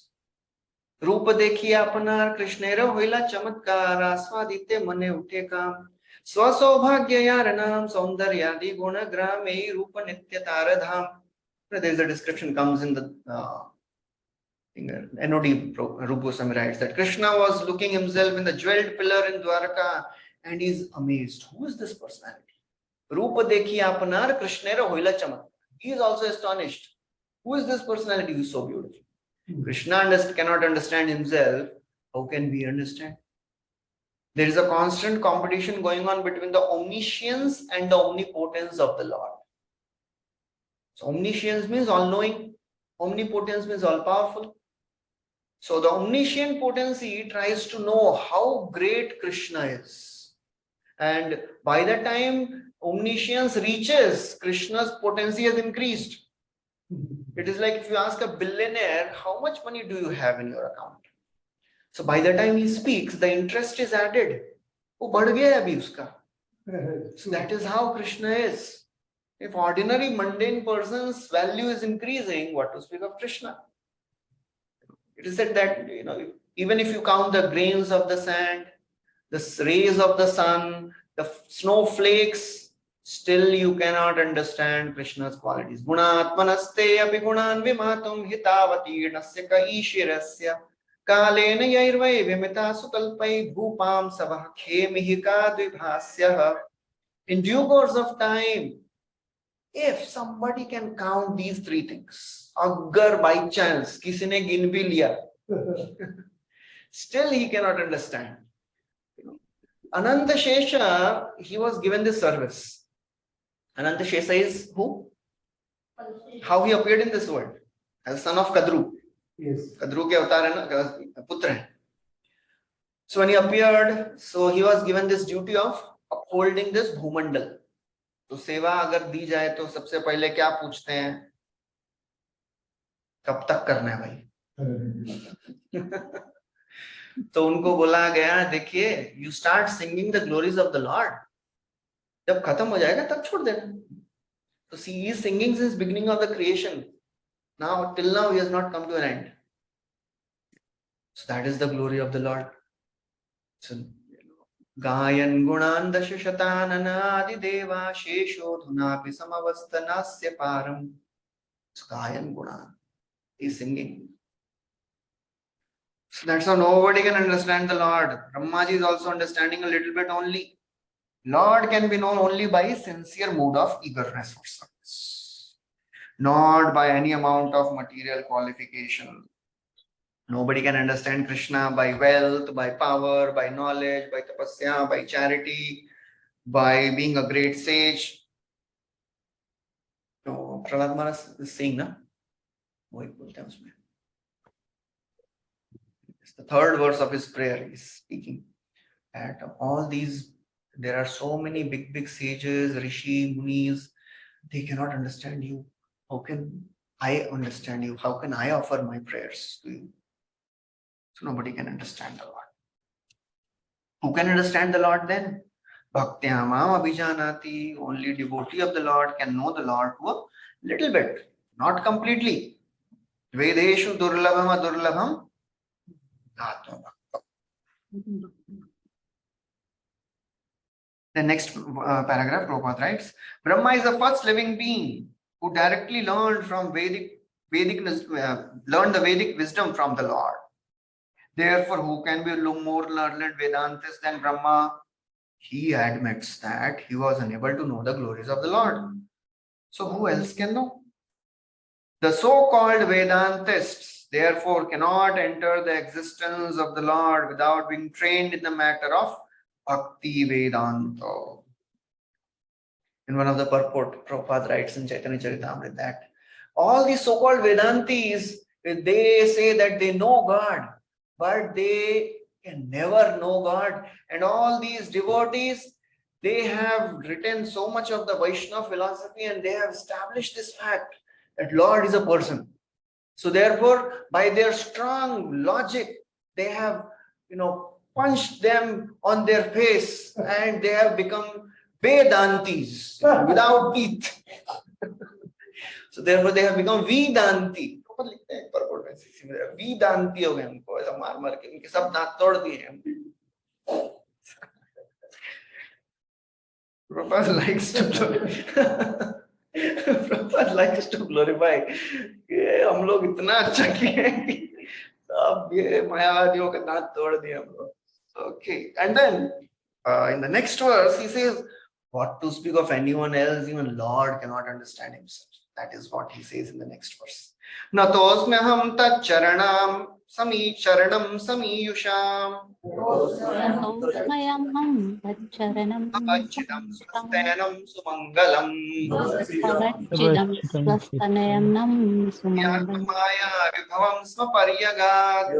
Yoyatmaya vibhavam smaparyagat Matha pare kutah. Yathanah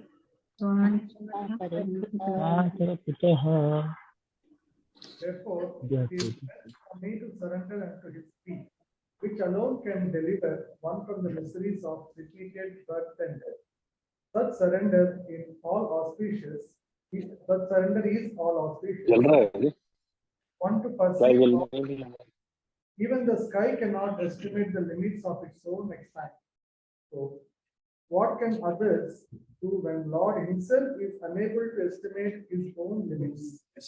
Natosmyaham tat charanam samiyusham. Therefore, it is best for me to surrender to his lotus feet. Why? Bhavachidam. It can only cut off this material existence. Swasti ainam. This surrender is all auspicious.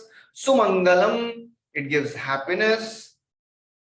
Yohi Atma Maya Vibhavam Smaparyaga. What can others do when Lord can also understand, cannot understand himself? Bhagwan hi nahi samajh sakte what to speak of others. Yatha, just like Nabhaha, just like sky, Swa Antam Atha Pare Kuta. Sky can also not understand how vast sky he is. It is. So what to speak of the Lord? Lord also cannot understand his own glories. So the three qualities of surrender. Bhavachidam, Swastyainam, Sumangalam. Destroys material existence, bestows happiness, and it is all auspicious. So that's how he is establishing that even Lord cannot understand himself. What will I do?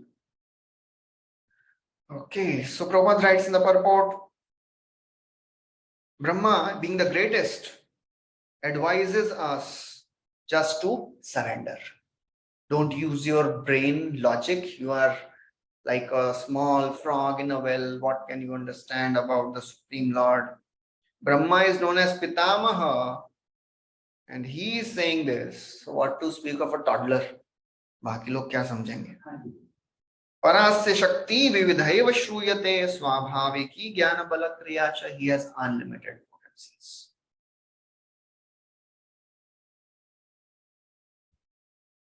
Then Prabhupada in the second paragraph describes something about this Swastyainam Bhavachidam Sumangalam. And then he says about happiness, he describes about of these three. Swastyainam, perception of all happiness, that he elaborates in the last two paragraphs. Therefore, liberty, happiness, and all good fortune can be attained only by surrendering to the Lord. Because he is full liberty, full happiness, and full auspiciousness. After surrendering, these three things will happen. After surrendering, these three things will happen. Simultaneously, it happens. The more we surrender, the more these things come. The Klesh Agni, it starts when one starts practicing Bhakti. At the stage of Anartha Nivritti also, Klesh Agni starts, but not so much. It is manifested actually at the stage of Nishtha.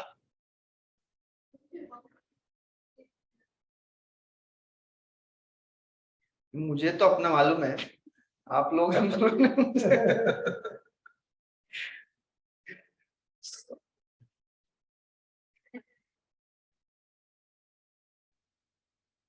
Radha Govind Maharaj says, our mission is always unaccomplished. Mission unaccomplished. Even Shad Goswami is there saying, Hey Radhe Prajadevike Chalalite He Nanda Suno Puta. So that is the mood of our parampara. We are always, saying, Humko mile hi nahi Bhagwan. जो मिल जिनको अरे महाप्रभु बोल रहे हैं क्या नंद किंकर तो अभी और किसके बारे में बोलेंगे?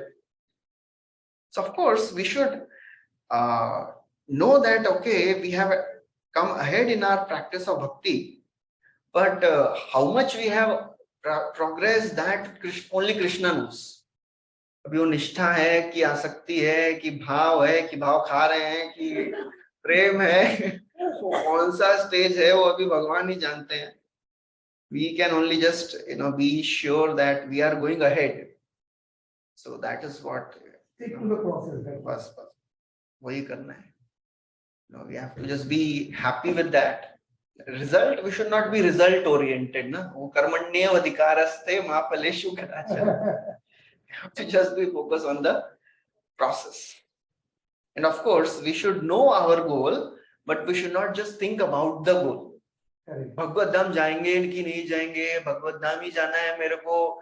अरे भगवत धाम जब तक नहीं जाएंगे तब तक सेवा नहीं करेंगे क्या? Yes, we have to go to Bhagavad Dham, but if भगवान आके बोलेंगे ये लाइफ टाइम में नहीं जाएंगे भगवत धाम, तो हम क्या बोलेंगे? अरे क्या फायदा फिर इतना भक्ति करके.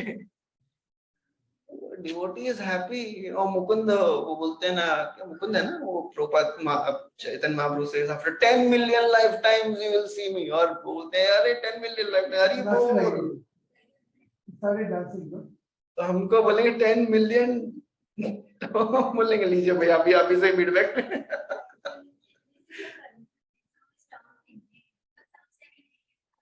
Then you are in devotional person. Some are saying if you are moral that you don't have anything, you are in devotion. It's so confusing.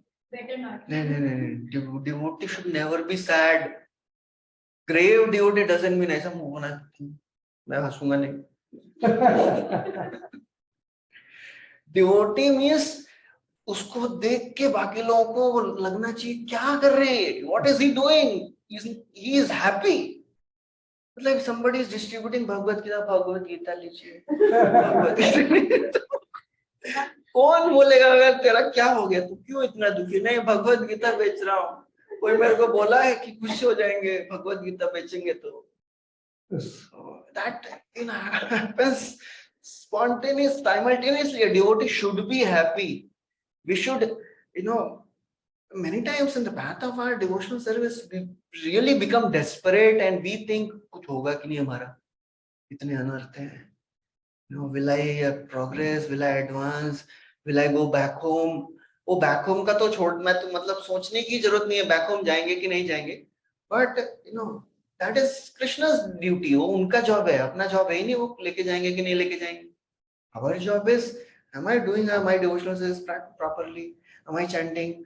Am I serving devotees? I am not offending devotees. I am not consciously thinking of something wrong. Otherwise, mind can create so many things and n number of things which we have never experienced in our whole life. Those results will also come. So then, many times we really get bewildered. So we have to just be patient and keep praying to Krishna. We should have some devotees who can help us in our difficult times, because Sanatan Goswami को भी लगा था कि suicide कर लेते हैं, बस हो गया. जिनको महाप्रभु ने खुद सुनाया 2 महीना. 2 months Mahaprabhu gave instructions to Sanatan Goswami and he's सुनने के एग्जैक्ट बाद हो रहा है. ऐसा नहीं कि अभी 10 साल हो गया तो भूल गए. He's just returning after hearing 2 months and he is thinking अभी क्या फायदा है, I'll commit suicide. So every devotee needs encouragement, however great one may be. ऐसा कोई भी नहीं है कि हम तो इतने बड़े हो गए हैं, हम क्या बोलेंगे. मुझे आपको भी ऐसा प्रॉब्लम होता है.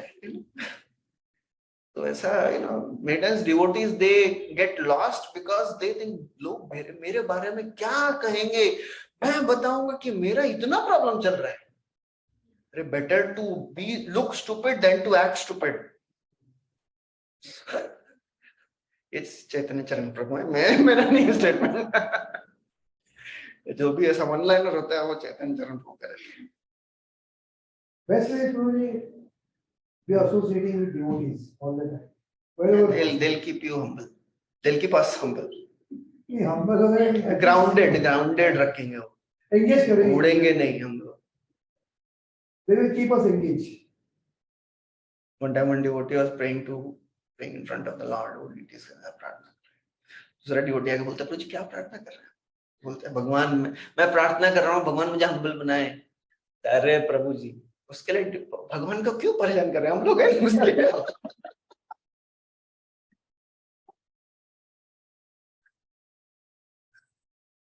Okay, anyways. So these are the three qualities of devotional service. Swastyayanam bhavachidam sumangalam. And yeah. Okay, so then Prabhupada emphasized on this word. Swastyayanam brahma saukhyam to anantam. Spiritual happiness is unlimited. Anandam buddhivardhanam. All that Prabhupada writes in the purport. One of the qualities of devotional service is one of the 6 qualities, 6 characteristics क्या है वो happiness वाला?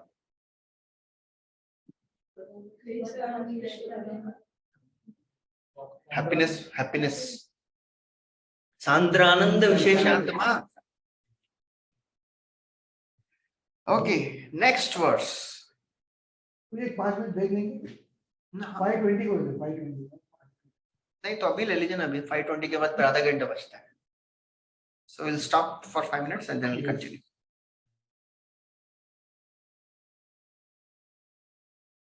Krishna, Hare Krishna. Okay, so after this,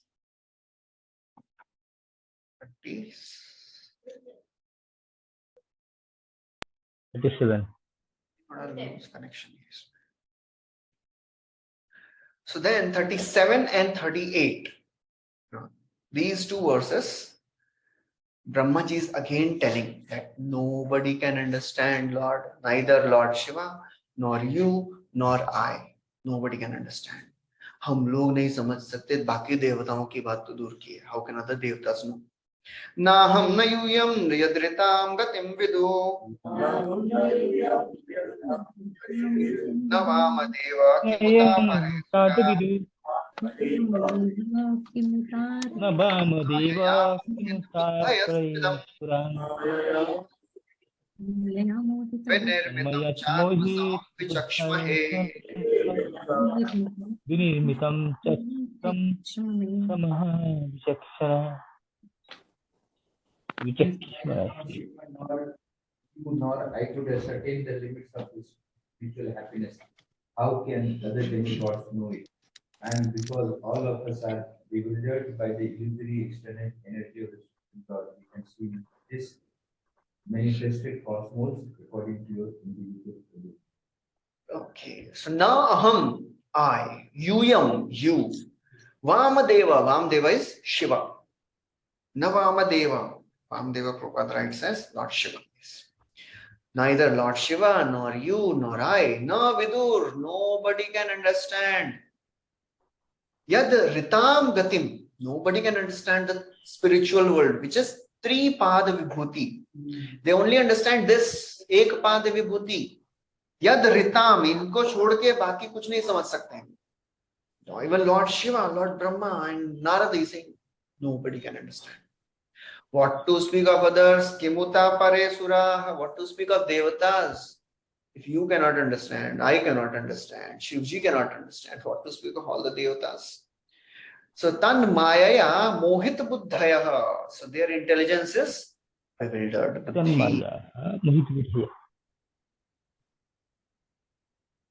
So therefore, we vichakshmahe means we speak or we observe only the material realm. Yad idam vinirmitam. So this world which is created by the Lord, we are only seeing this. And that's what we are trying to understand. Yahi samajhne mein hamara halat kharab ho raha hai. What to speak of spiritual world? So therefore, our concern is not to do all kinds of research to know the Supreme Lord.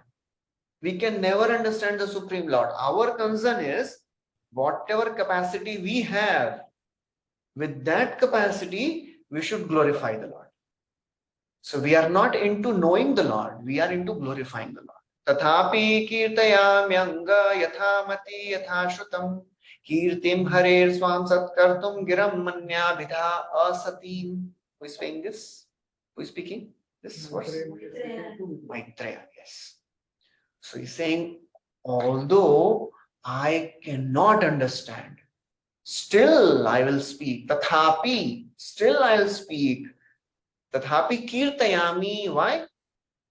According to Yathamati, Yathashu. As far as my intelligence goes and whatever I have heard.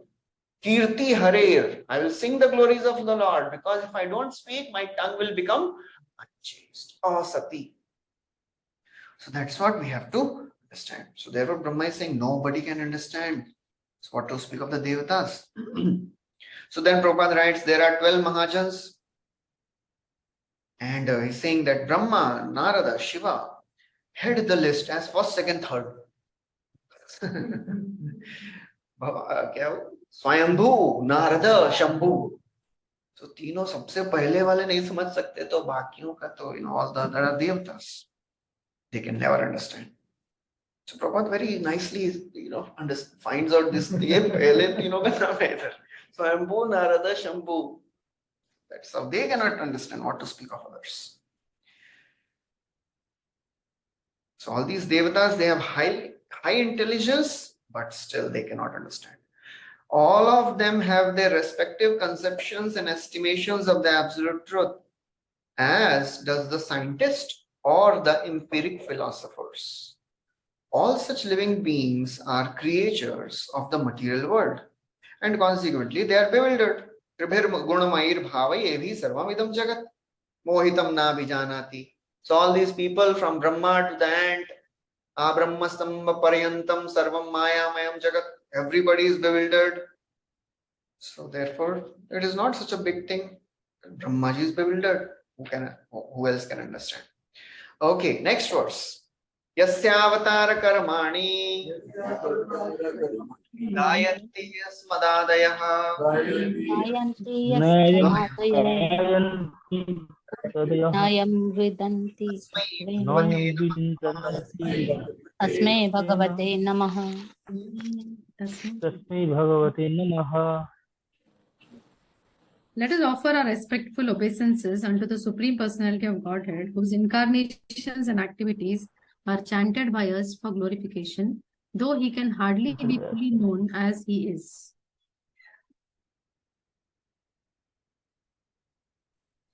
So therefore, asmad adayaha, I and others. So therefore, nobody can understand. So what I am doing? I am just offering obeisances. Asmat, I and all the others, we are tasmai, offering obeisances. Tasmai bhagavate namaha, we are offering obeisances to that Lord whom we do not know. Nayam vidanti tatvena, hum jante nahi hai, but we are just offering obeisances. Yasya avatar karmani gayanti, and whose activities we are glorifying when he appears in various avatars. Whenever he appears in various avatars, he performs certain pastimes. So we just sing the glories of that pastime. So therefore, nobody can understand the Lord, but we should glorify the Lord as far as our capacity. Even Shesha cannot understand. Nantam vidamya hamami munyo agrajaste maya balasya purushasya kuto varaye gayan gunan dashashatanana adi deva shesho tunapi samavastana asya param. Ananta Shesha is singing since beginning of creation with his thousands of hands. He has not come to an end. So Prabhupada writes, Lords, it is said that the name, form, quality, pastimes, personality cannot be perceived by gross materialistic senses. Which verse? One cannot understand the name, form, pastimes of the Lord with material senses. Brahma was Onsa.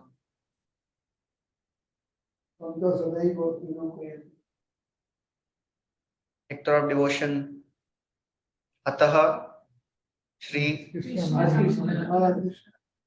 Na Bhave Grahyam Indriyai Sevon Mukhehi Jivado Swayameva Spuratyadaha.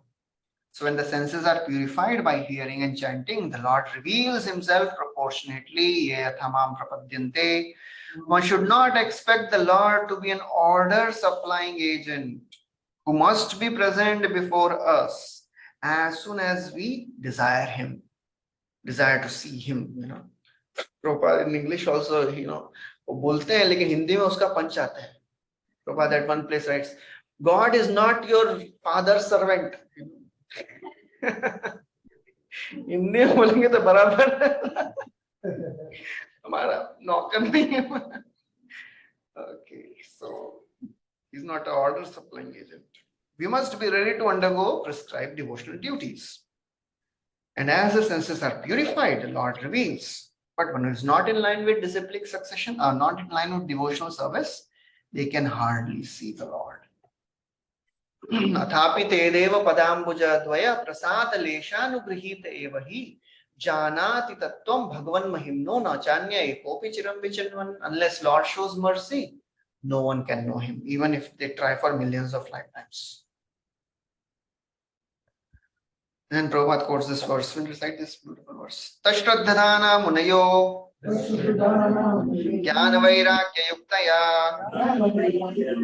ज्ञान वैराग्य युक्तया पश्यन्ति यन्तं आत्मनि भक्त्या शुद्धया. One cannot know the Lord fully by any method, but it can be seen and felt partially by devotional, by no other way. Okay, so then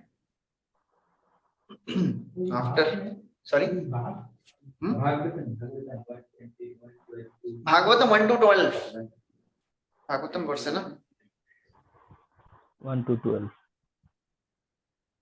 So when one faithfully hear, then we can see the Lord. Bhaktya Shruta Grihitaya, we can see the Lord through our ears. So ears are very wonderful senses. Ears can do everything. We can see, we can smell, we can drink, we can walk through the ears, we can smell. We can see to hai. Shrutekshit patho. Pibat bhagavatam rasamadam. Drink. Oh, yes. We can smell the aroma of the lotus feet of the Lord through ears. That is also one verse. Okay. So now in this last section, Brahmaji is glorifying the Supreme Lord, and he glorifies the Purusha avatars first. Because Brahmaji is working under Purusha avatars. Vishnu is a Lord of Brahmaji. So therefore he glorifies the Purusha avatars, the personal feature of the Supreme Lord. Saesha Adya Purushaha आद्य पुरुषः कल्पे कल्पे सत्यज्ञ आत्मना Asanyachati Paticha. संयच्छति पाति च. Fully personality of Godhead, Lord Shri Krishna, expanding his plenary portion as Mahavishnu. The first incarnation creates this manifested cosmos, but he is unborn. The creation, however, takes place in him, and the material substance and manifestation are all himself. He maintains them for some time and absorbs them into himself again. So now he's answering the fourth question, Yat Samstham. So how the universe is conserved or dissolution, how it happens. So Brahma, he is glorifying Karano Dakshai Vishnu in this verse. Sa Esh Adya Purusha. Adya Purusha means Mahavishnu. He is the first Purusha avatar. Adya Purusha. Kalpe Kalpe Srijati. In each and every millennium, he appears. He creates this material universe. Creation takes place because of him. Atmani Atmanatmanam. Although he is unborn, he creates this material cosmos. And then Sanyachati and Pati. Sanyachati means he absorbs and maintains. So that's how Brahmaji is glorifying Mahavishnu. Yah karanarnava jale bhajati sma yoga nidram ananta jagadanda saroma kupa adhara shaktim avalambe param samurtim govindam adi purusham. So that's what he is glorifying here. Prabhupada also puts this verse, Brahma Samhita verse here, Karanad. So Prabhupada is writing how everything comes from him in his unmanifested feature, Maya Tatamidam Sarvam. But impersonalists, they give stress only to the impersonal form, but Vaishnavas accept that Lord has a personal feature also. Prabhupada describes that in great detail. So then Prabhupada also describes that. So this Mahavishnu is the first incarnation in the creation. And from him, all universes are generated and all material manifestations are produced. The causal ocean is created by the Lord as Mahat Tattva. Then Prabhupada gives the description of how this entire creation happens and how he lies down in this material universe as Garbhodaksha Vishnu and then creates other devatas like Shiva, Brahma and all that. Okay, next verse. Vishuddham kevalam jnanam Siddham kevalam jnanam Avasthitam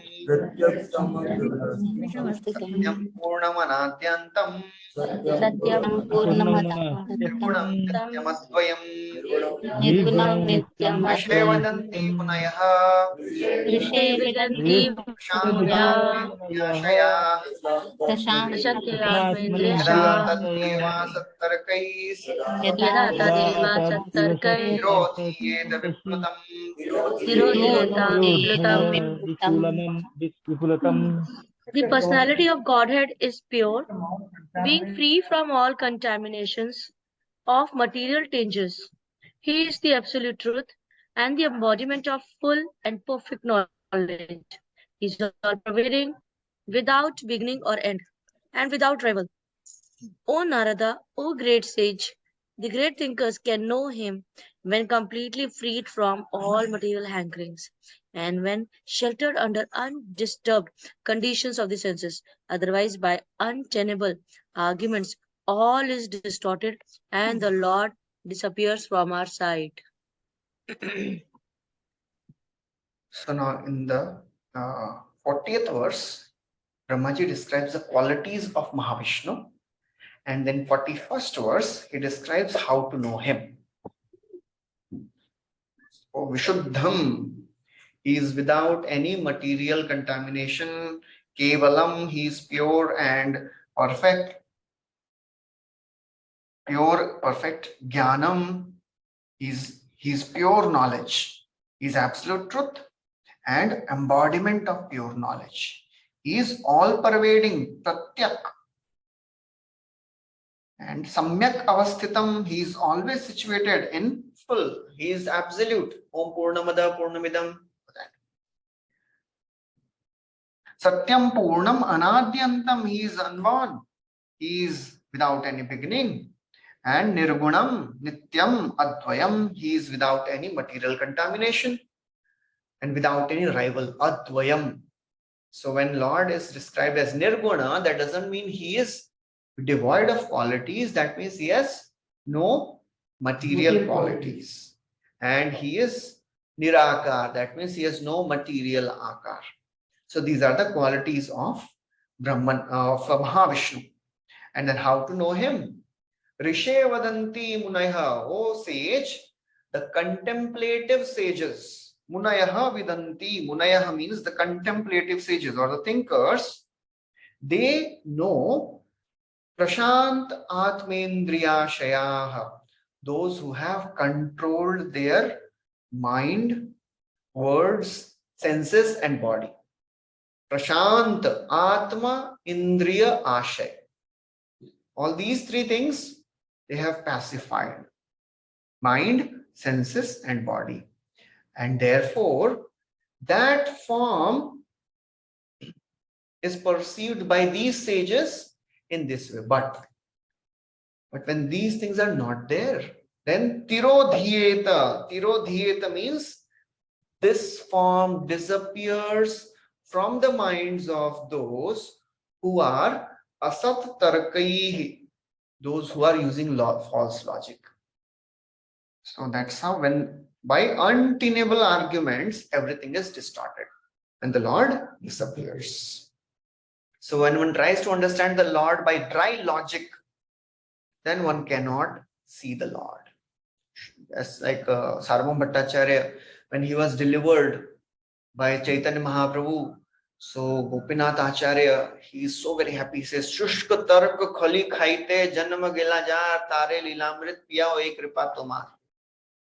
Whole life he has eaten dry cakes of logic. You are making him drink this nectar of Hari Katha. It is your mercy. So that's how, because after this whole deliverance of Sarvam Bhattacharya, Nityanand Prabhu and Sarvam Bhattacharya and Ramanand Rai, they are playing like children. So Mahaprabhu says, just behave yourself. You are all elderly people, Advaita Acharya, he is playing like children, splashing water on each other and they are playing like kids. So Gopinath Acharya, so Mahaprabhu tells Gopinath Acharya, please tell them to behave properly. So Gopinath Acharya says, Meru Mandar Dubai Jata Tatha E Due Gandashai Lihar Ki Katha.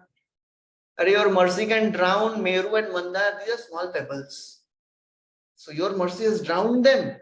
That's why they are playing like kids. So that's how, with dry logic, nobody can understand. Shushka Tarka Khali.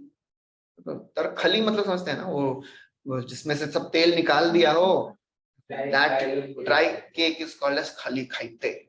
So he has eaten this dry cakes of all this impersonal logic. Jeevan bhar yahi khaye.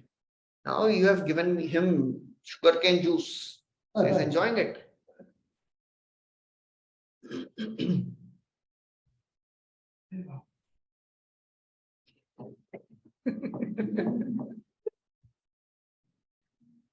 Okay, good. 10 minutes हम लोग आपको advance में छोड़ देंगे हम लोग. Okay. लोग बोलते हैं इस्कॉन में लेक्चर सुनना और चैंटिंग करना, दो चीज नहीं रहता ना. Life will be bliss. Okay, so Prabhupada writes, here is an estimation of the Lord apart from his transcendental activities in the temporary material creations. Mayavad philosophy tries to designate the Lord as contaminated by material body. But the Lord is Vishuddham Kevalam. Prabhupada is emphasizing how Lord is pure. He never gets contaminated. So Mayavadi say, Lord, when covered with the mode of goodness, becomes avatar. No, it never happens. Vishuddham Kevalam. Lord is always pure. Nobody can say that Lord has become contaminated. Vishuddham Kevalam. And he is full of knowledge. Jnanam, Samyak Jnanam. He never becomes ignorant like Jiva. So these two verses, this verse very nicely describes and refutes Mayavad philosophy. So how Lord is Vishuddham, he never gets contaminated and he is always in knowledge. It is not like Jiva. Bhool gaye. Prabhupada writes, when it is asked that, Supreme Lord has become living entity, so that means yes, all the pigs is also Supreme Lord. He said, yes. Living Supreme Lord is performing his pastimes in the form of pig. That's what Mayavadis they say. Ye Leela hai. He has become a pig. Leela hai. So that's how, it is never possible. The Jivas, they can never become God because God never gets contaminated by any mode and he never loses his knowledge. He is Samyak Jnanam Avasthitam. Jnanam, Kevalam Jnanam and is Pratyak Samyak Avasthitam. Then Prabhupada also writes, Vijnanam Anandam, he is full of bliss. Shuddham Apapa Vidham. Kahan pe hai ye word pehle? You have heard this word? Shuddham and Apapa Vidham. Upadeshamrut. Huh? Upadeshamrut. नहीं. Ishopanishad में है ना? Ishopanishad, हाँ, Hare Krishna. God is prophylactic and antiseptic. Antiseptic. है, कुछ तो था ईशोपनिषद में ऐसा. God is antiseptic and prophylactic. उसमें example was given of sun. Even if sun evaporates water from a filthy place, the sun never gets contaminated. So Lord is always pure. So Prabhupada describes these things in detail. And then Prabhupada says, he is compared to sun. Yes, Prabhupada gives the same example. Nothing is excluded from the existence of Lord's potential expansions. Lord is within everything. So Prabhupada is now elaborating on this word. Samyak avasthitam. He's situated. He's pratyak samyak avasthitam. He's all pervading. So Lord is all pervading. He is infinite and living entities are finite. So every word Prabhupada is describing how living entities can never become God. And God can never become covered by modes of nature. And because he is a person, he has many personal qualities. As we have already discussed this statement, Itham Bhut Guno Harihi Atma Ramascham. Even great personalities, Atma Ramas, they also get attracted. Then Lord has unlimited potencies. Okay, then 42nd verse, he describes that what is the zone of his control? Ka GBC wala area kaun sa hai? So what all things Karno Daksha Vishnu controls? Adyavatara Purusha Parasya Adyavatara Purusha Parasya Sadasanmanasya Kala Swabhava Yamsikaro Sadsanmanascha Indriyani Dravyam Vikaro Gunayendriyani Ashnu Charishnu Bhumnaha Virat Svaratasthanu Bhumraha. Bhumnaha. Hare Krishna. Karantaksha Vishnu is the first incarnation of Supreme Lord.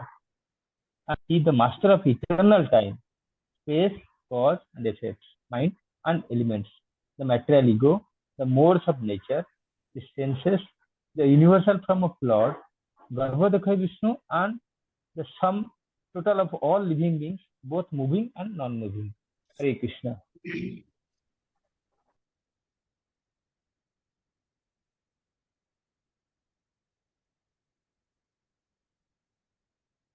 Okay, so he is Adyo Avataraha. He is the first incarnation. Purushaha Parasya. He is the first incarnation of the Lord. Karanodaksha Vishnu. And his zone is Kala. He controls time. Swabhava. He controls the space. Sad Asad Manahcha. He controls all the cause and effects of this world. He controls the mind. He controls Dravya, Vikara, Guna, Indriya. Everything is ultimately controlled.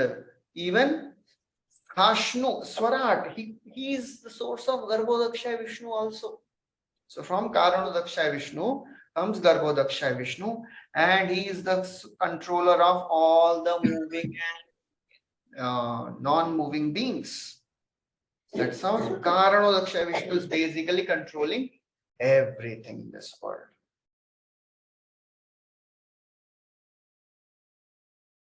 And then in the 43, 44, 45 verses, he describes that anyone from Brahma down to all the insects and anything in this world having various qualities may appear to be the specific truth, but none of these are his Swarup. Anything of this world is not the Swarup of the Lord. Again, Mayavad philosophy is destroyed. Anything material is not Supreme Lord. Translation, somebody can read. 43, 44, 45.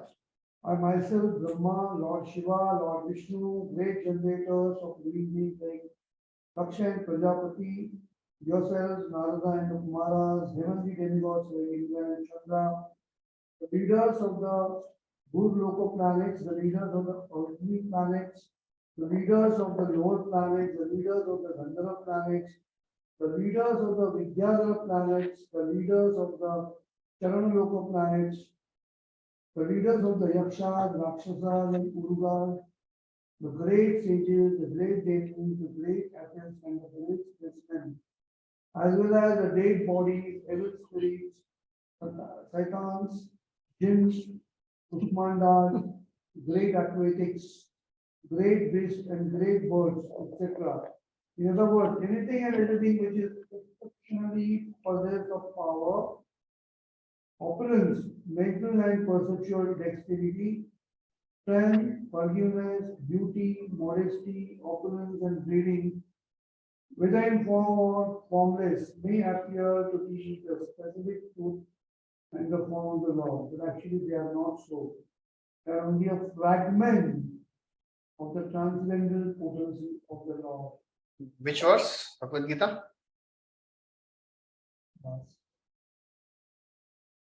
Manashrashtani Jnani, which is Sadikarshani. They are all fragment of the potencies of the Lord. Whatever one sees in this world, O Arjuna, they are coming from just a spark of my splendor.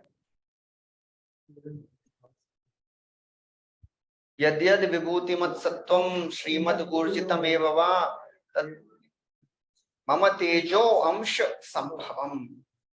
So everything is the spark of the splendor of the Lord. Everything attractive comes from Krishna, but not everything attractive takes you to Krishna. That's how it is. Everything of this world. It is not aswarupam. The last word is tattvam param rupavad aswarupam. They are not his form. Aswarupam. Not the form of the Lord. Okay, so then last is another very beautiful verse. So Brahmaji, now he's saying, "Oh Narad Muni, you wanted to hear about Purushavatars? So I have spoke few chapters. 3 chapters sunaya. Now you please hear what is dear to my heart." And then he is describing about Leela Avatars. Pradhanya toyan rishama mananti.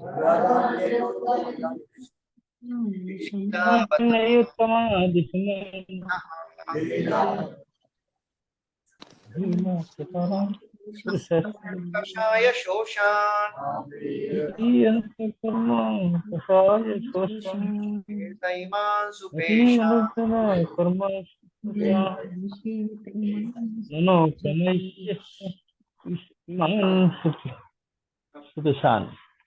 The transcendental incarnations of Lord known as Vilavatara. Hearing of their activities counteracts all foul matters accumulated in the year. These pastimes are pleasing to hear and are to be relished. Therefore, they are in my heart. So therefore he is now ending this chapter by telling, I will now recite some of my favorite things. Aapne jo sunna tha sunaya, sun liya na. I have spoken few chapters. Now I'll speak what I like. Pradhanyato yat risha amananti. O Narad Muni, now I'll recite Leela Avatara. Now I'll recite the transcendental incarnations of the Lord known as Avatara. They are Apiyatam.